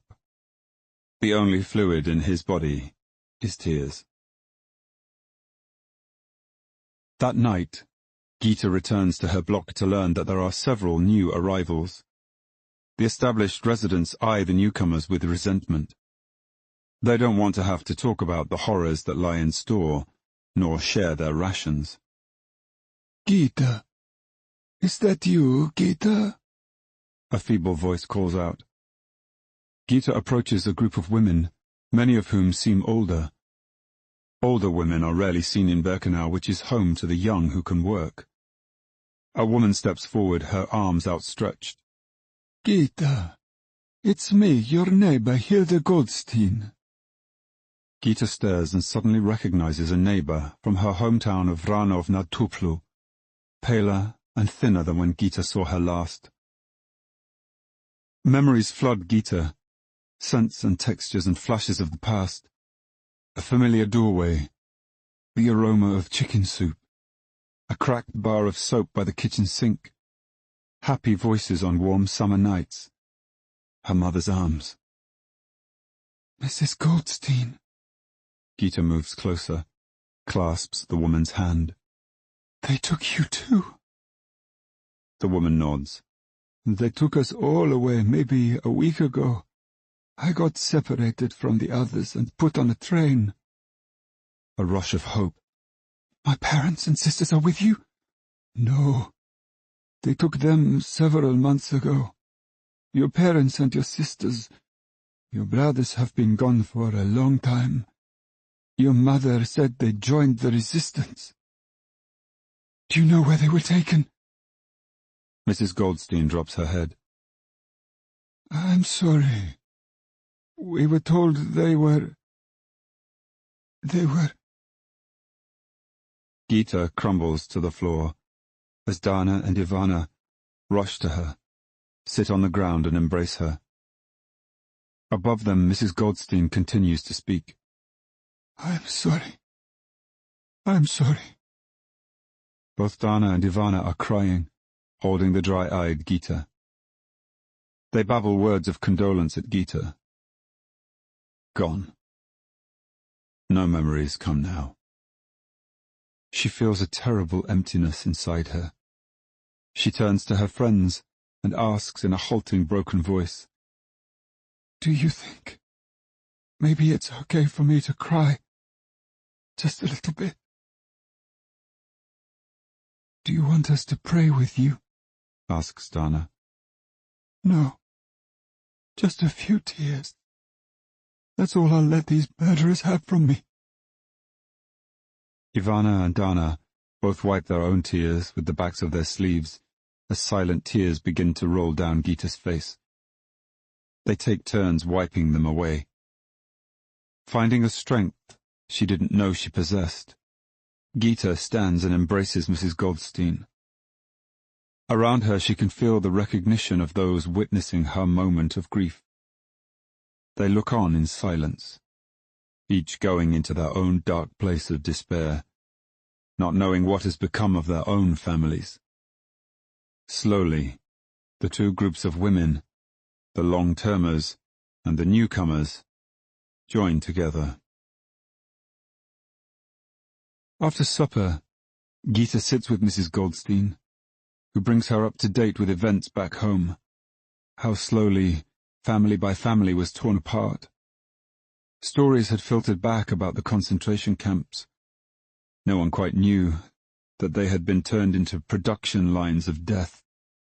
But they knew people were not coming back. And yet only a few had left their homes to seek a safe haven in a neighboring country. It becomes obvious to Gita that Mrs. Goldstein will not survive long if she is made to labor here. She is older than her years, physically and emotionally broken. The next morning, Gita approaches their capo to ask for a favor. She will ask Lale to try to get the capo anything she wants if Mrs. Goldstein can be spared hard work and spend the day in the block. She suggests that Mrs. Goldstein empty the toilet buckets each night, a task usually given to a person chosen each day by the capo, often someone she believes has spoken badly of her. The capo's price is a diamond ring. She's heard the rumors of Lale's treasure chest. The deal is struck. For the next several weeks, Lale goes to Auschwitz every day.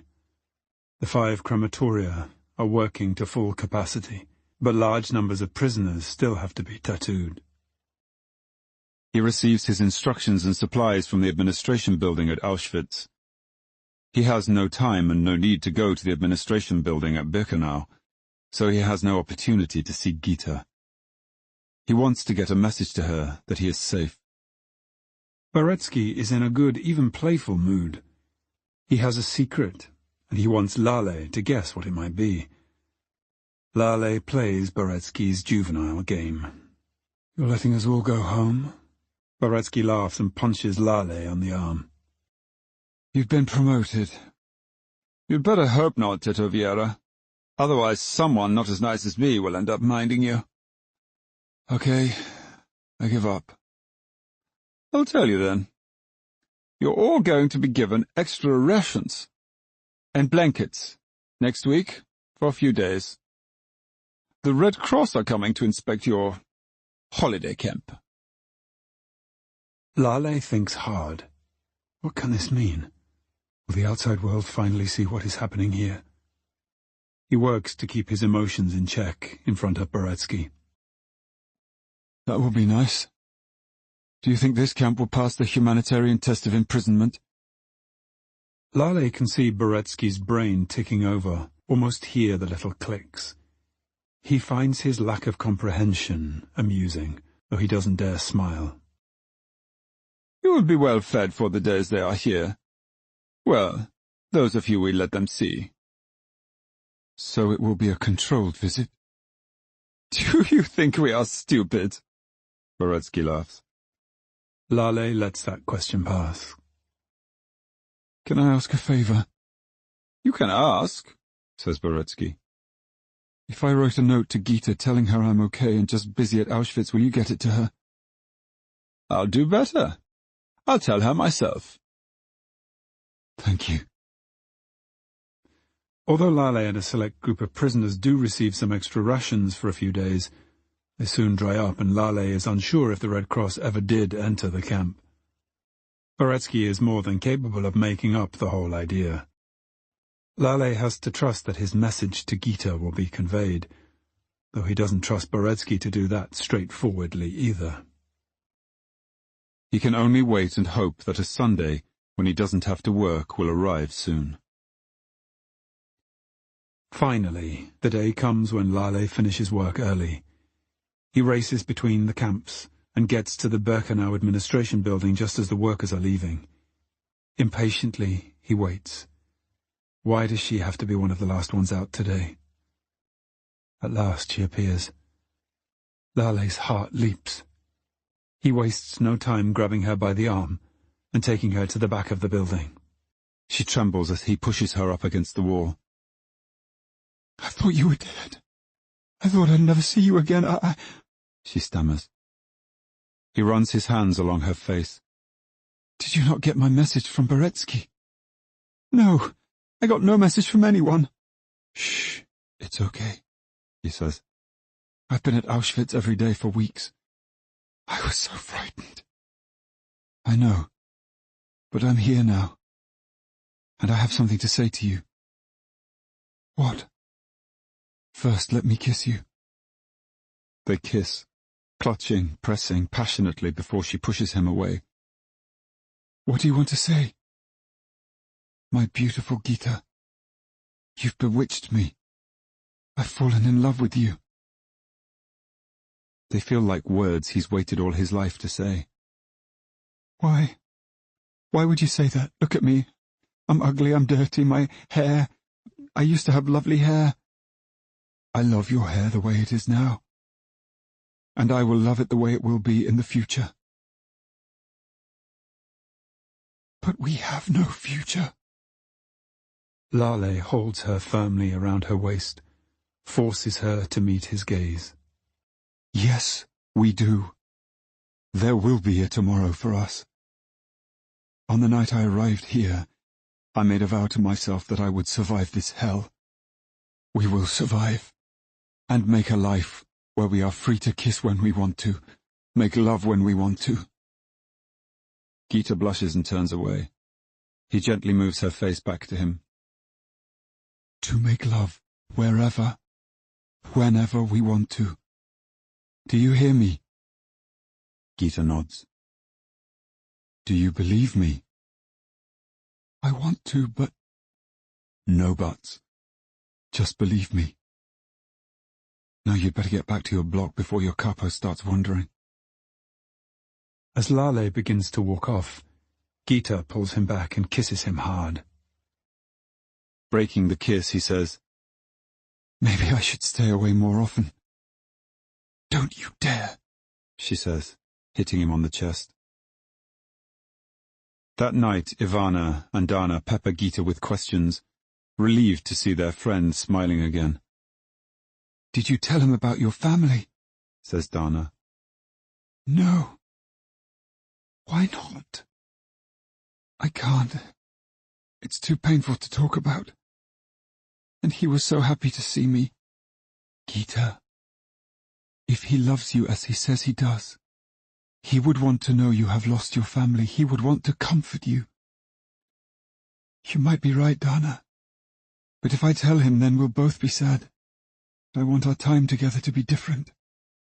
I want to forget where I am and what's happened to my family. And when he holds me in his arms, I do forget. Just for those few brief moments. Is it wrong of me to want to escape reality for a bit? No, not at all. I'm sorry that I have my escape, my Lale. You know I wish with all my heart the same for you too. We are very happy that you have him, says Ivana. It's enough that one of us has a little happiness. We share in it, and you let us, that's enough for us, says Dana. Just don't keep any secrets from us, all right? Says Ivana. No secrets, says Gita. No. Chapter 14. The next morning, Lale appears in the administration office and approaches Bella at the main desk. Lale, where have you been? Bella says with a warm smile. We thought something had happened to you. Auschwitz. Ah, say no more. You must be low on supplies. Wait here, and I'll stock you up. Not too much, Bella. Bella looks over at Gita. Of course. We need to make sure you come back tomorrow. You know me too well, young Bella. Thank you. Bella wanders off to get his supplies, and Lale leans on the desk and stares at Gita. He knows she has seen him come in, but is playing coy and keeping her head down. She runs a finger over her lips. Lale aches with desire. He also notices that the chair next to her, Silka's, is empty. Again, he tells himself to find out what is happening with her. He leaves the office and heads over to the selection area, having already noted that a truck has arrived with new prisoners. As he is setting up his table, Boretsky appears. "I've got someone here to see you, Tetoviera." Before Lale can look up, he hears a familiar voice, no more than a whisper. Hello, Lale. Leon stands beside Boretsky, pale, thinner, stooped over, carefully placing one foot in front of the other. "I'll leave you two to get reacquainted." A smiling Boretsky walks off. Leon. Oh my God, you're alive. Lale rushes to embrace him.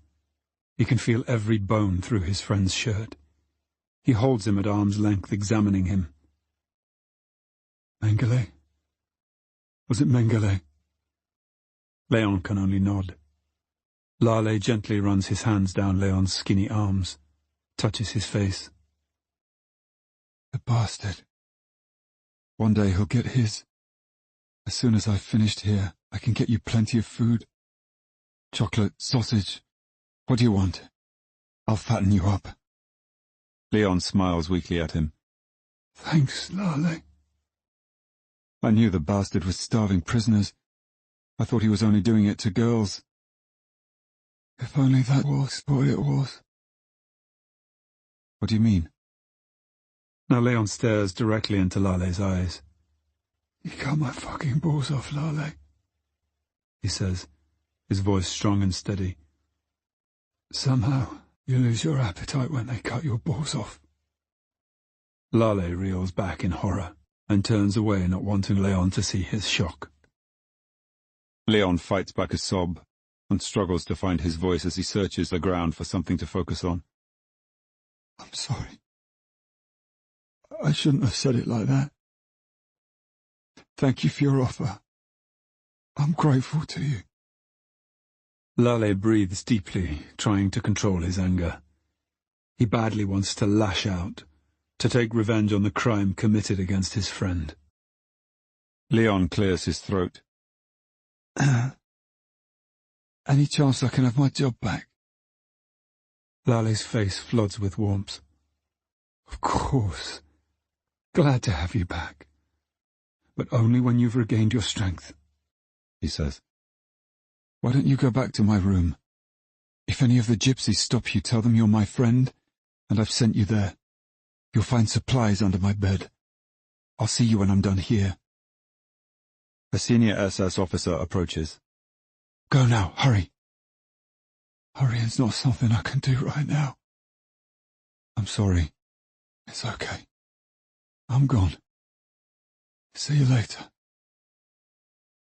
The officer watches Leon walk off and turns back to what he was doing previously, determining who should live and die. The next day, Lale reports to the administration office to be told that he has the day off. No transports are arriving at either Auschwitz or Birkenau, and there is no request from Herr Doctor to assist him. He spends the morning with Leon. He'd bribed his old capo in Block 7 to take Leon in, on the understanding he will work for him when he has regained his strength. He gives him food that he had been planning to give to his Romani friends and to Gita for distribution. As Lale is leaving Leon, Boretsky calls out to him. Tatoviera! Where have you been? I've been looking for you. I was told I had the day off. Well, you don't anymore. Come. We have a job. I have to get my bag. You don't need your tools for this job.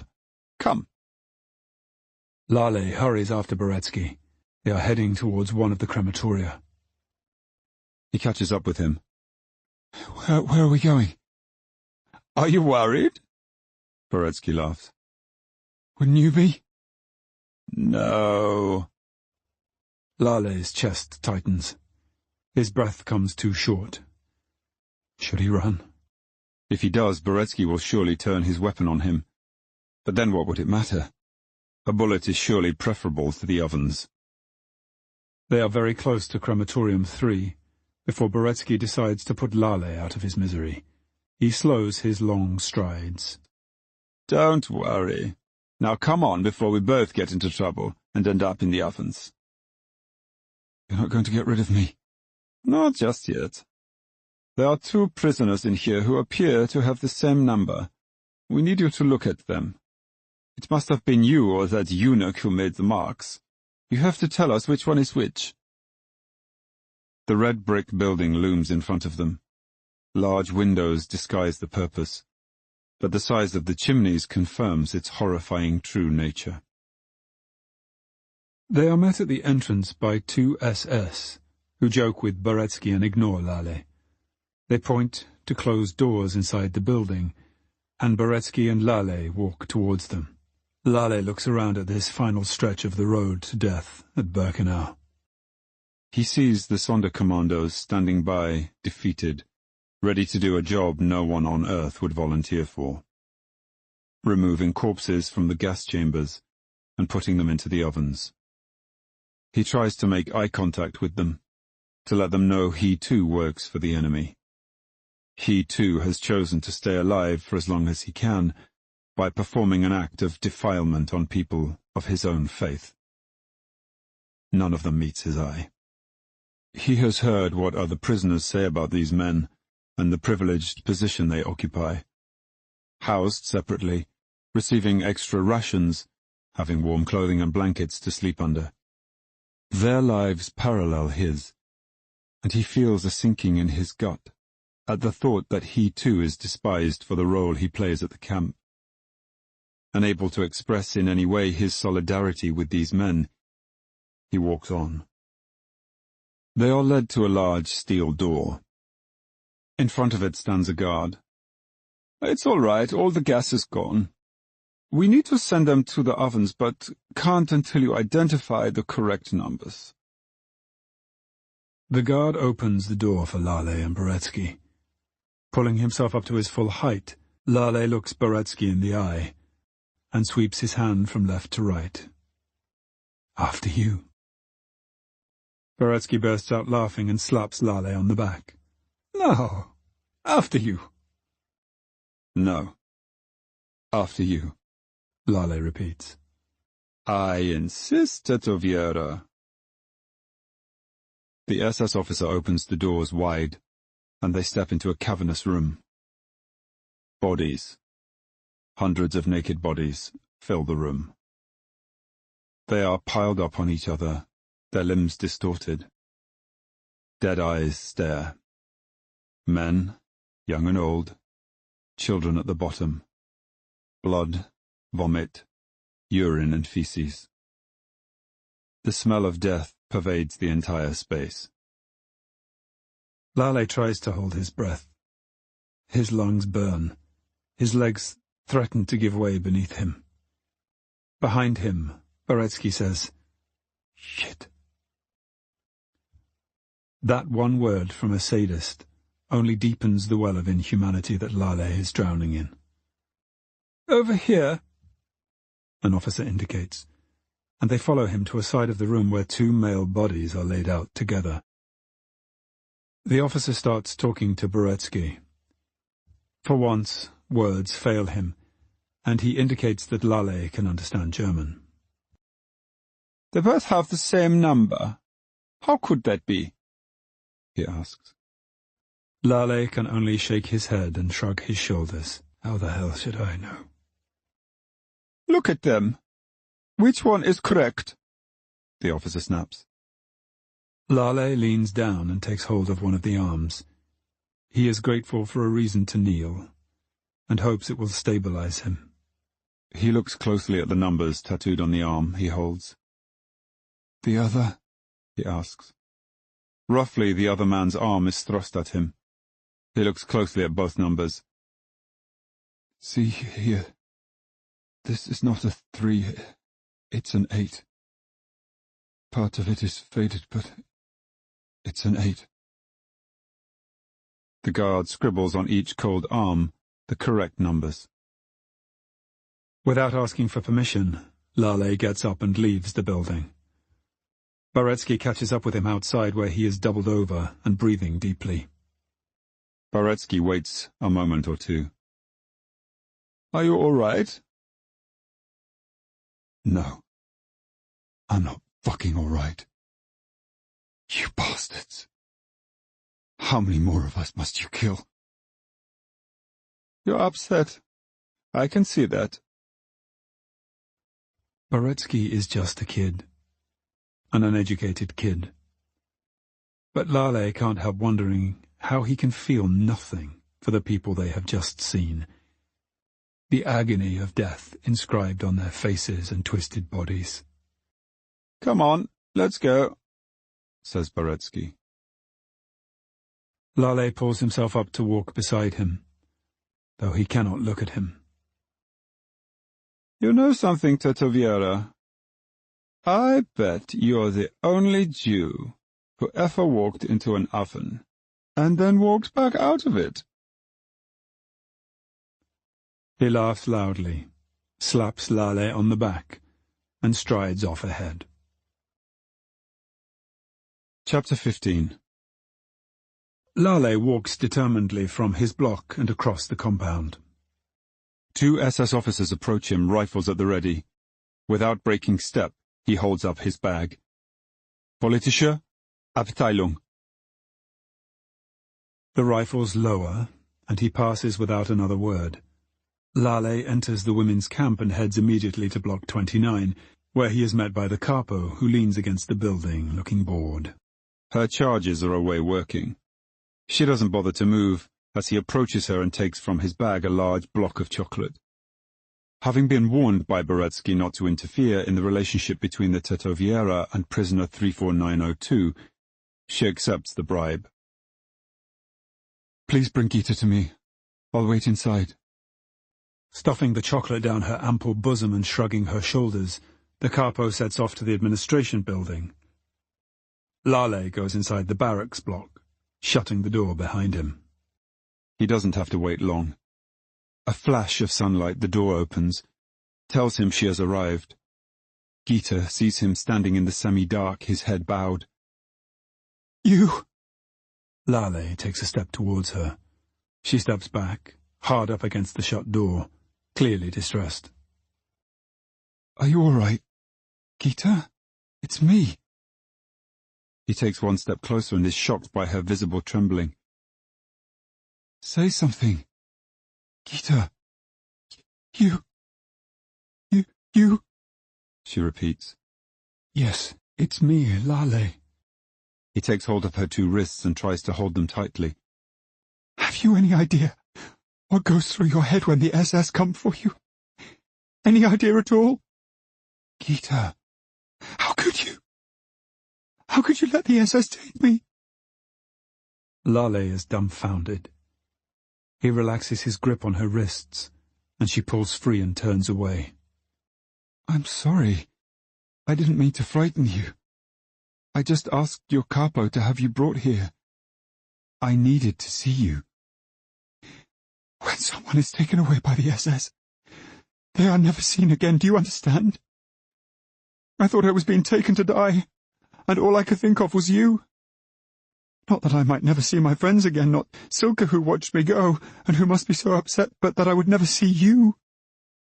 And here you are. Lale is ashamed. His selfish need has caused his beloved this distress.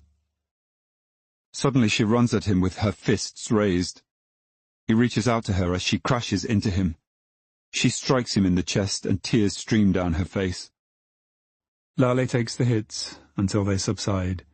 Then slowly he lifts her face, wiping away tears with his hand and attempting to kiss her. As their lips meet, Gita pulls away, glaring at him. He holds out his arms for her to come back to him. Seeing her reluctance, he lowers them. She runs at him again, this time knocking him back against a wall as she tries to tear his shirt off. Stunned, Lale holds her at arm's length, but she will have none of it and pushes herself hard against him, kissing him violently.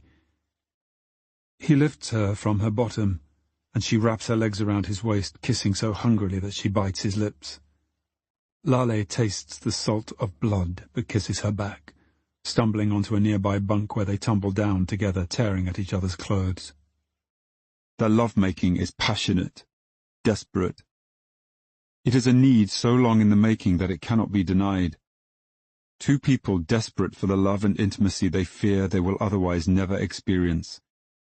It seals their commitment to each other, and Lale knows at this moment that he can love no other.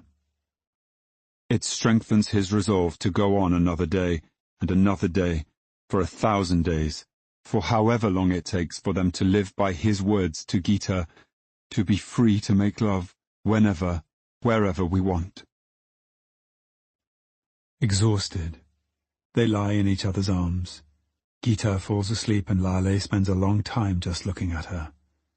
The physical fight between them is over, replaced by a raging tumult within Lale. What has this place done to us? What has it made us become? How much longer can we go on? She thought it was all ending today. I caused that pain. I must never do that again. He touches his lip, winces. It breaks his dark mood, and he smiles at the thought of where the pain has come from. He gently kisses Gita awake. Hi there, he whispers. Gita rolls onto her stomach and looks at him, troubled. Are you all right? You looked, I don't know. Even though I was upset when I came in, now that I think about it, you look terrible. Lale closes his eyes, sighing deeply. What happened? Let's just say I took another step into the abyss, but got to step back out of it. Will you tell me one day? Probably not. Don't push it, Gita. She nods. Now, I think you'd better go back to the office so Silka and the others can see that you're okay. I want to stay here with you forever. Forever is a long time. Or it could be tomorrow, she says. No, it won't be. Gita turns her head away, blushing, closing her eyes. What are you thinking? He asks. I'm listening. To the walls. What are they saying? Nothing. They're breathing heavily, weeping for those who leave here in the morning and do not return at night. They are not weeping for you, my love.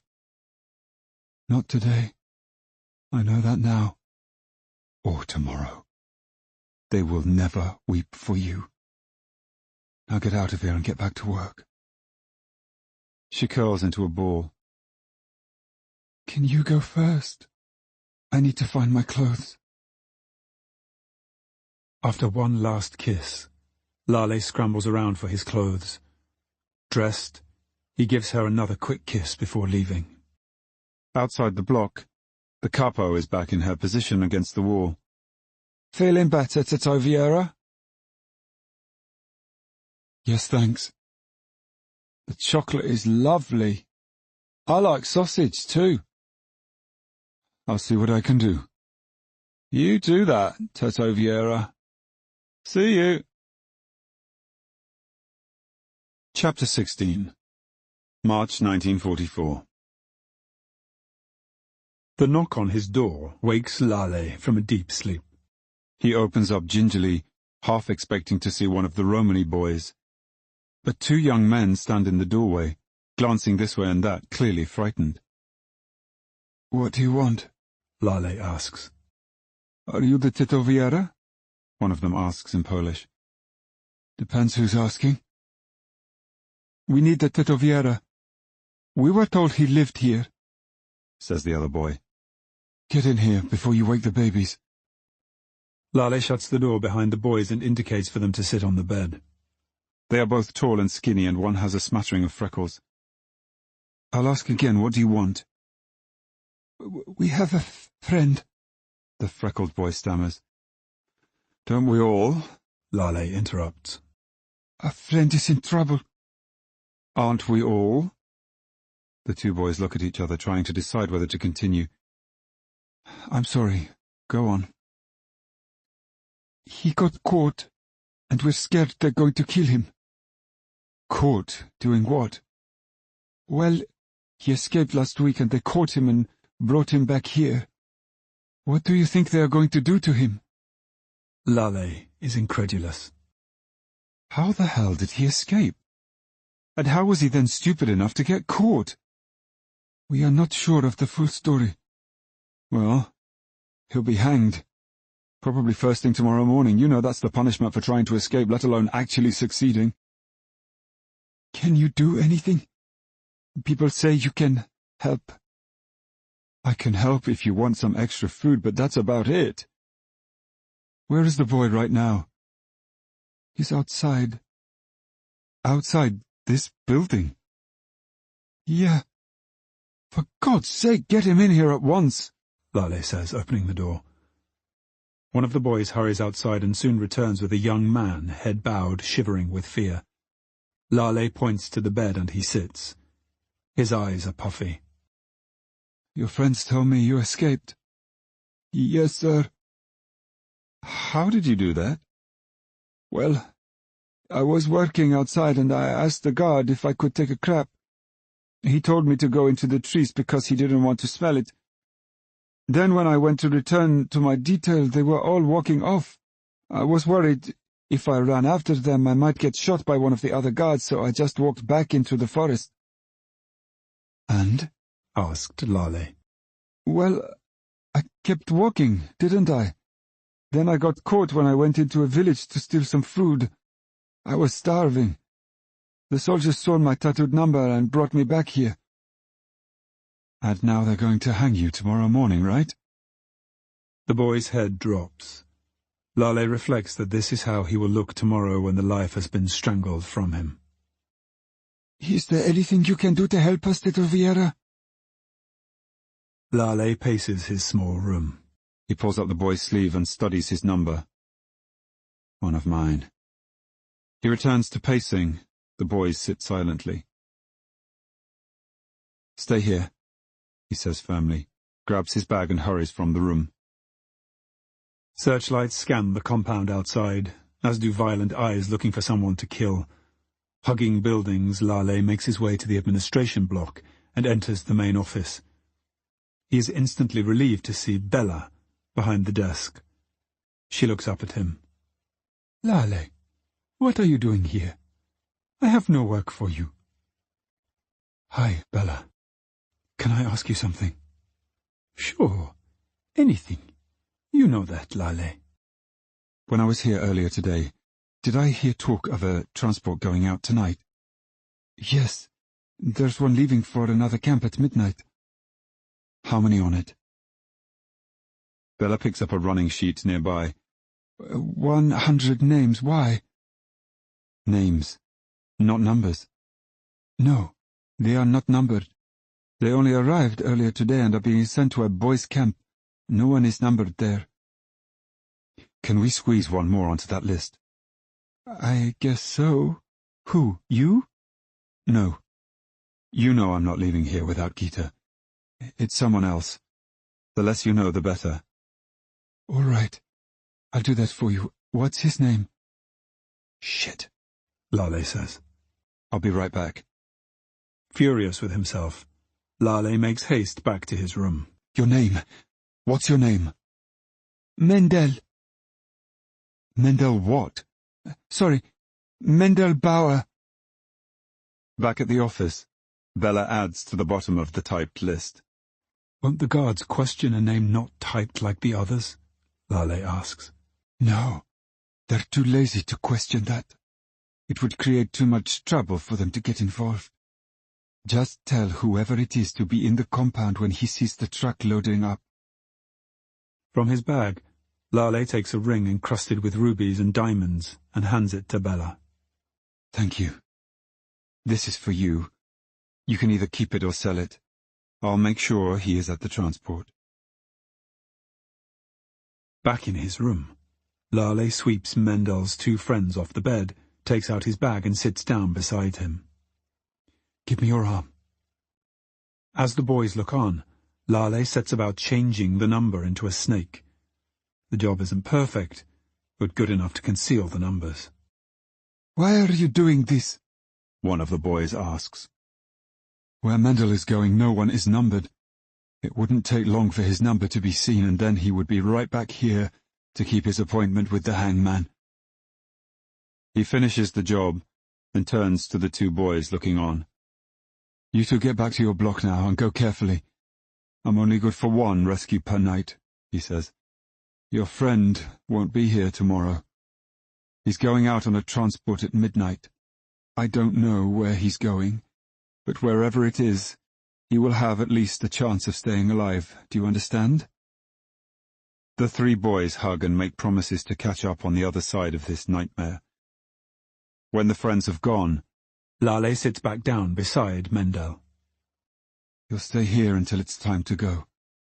I'll take you to the transport and then you're on your own. I don't know how to thank you. If you manage to escape again, don't get caught. That will be thanks enough for me. A short while later, Lale hears the Telltale sounds of movement in the compound. Come on. Time to go. Sneaking out, they edge along the walls of the building until they can see 2 trucks loading men. Move quickly, and try to get in the middle of one of the lines. Push your way in, and give them your name when asked. Mendel hurries off and manages to get in a line. He wraps his arms around himself to ward off the cold, and to protect the snake he now bears. Lale watches as the guard finds his name and ushers him on board. As the engine starts up and the truck moves off, Lale slinks back to his room.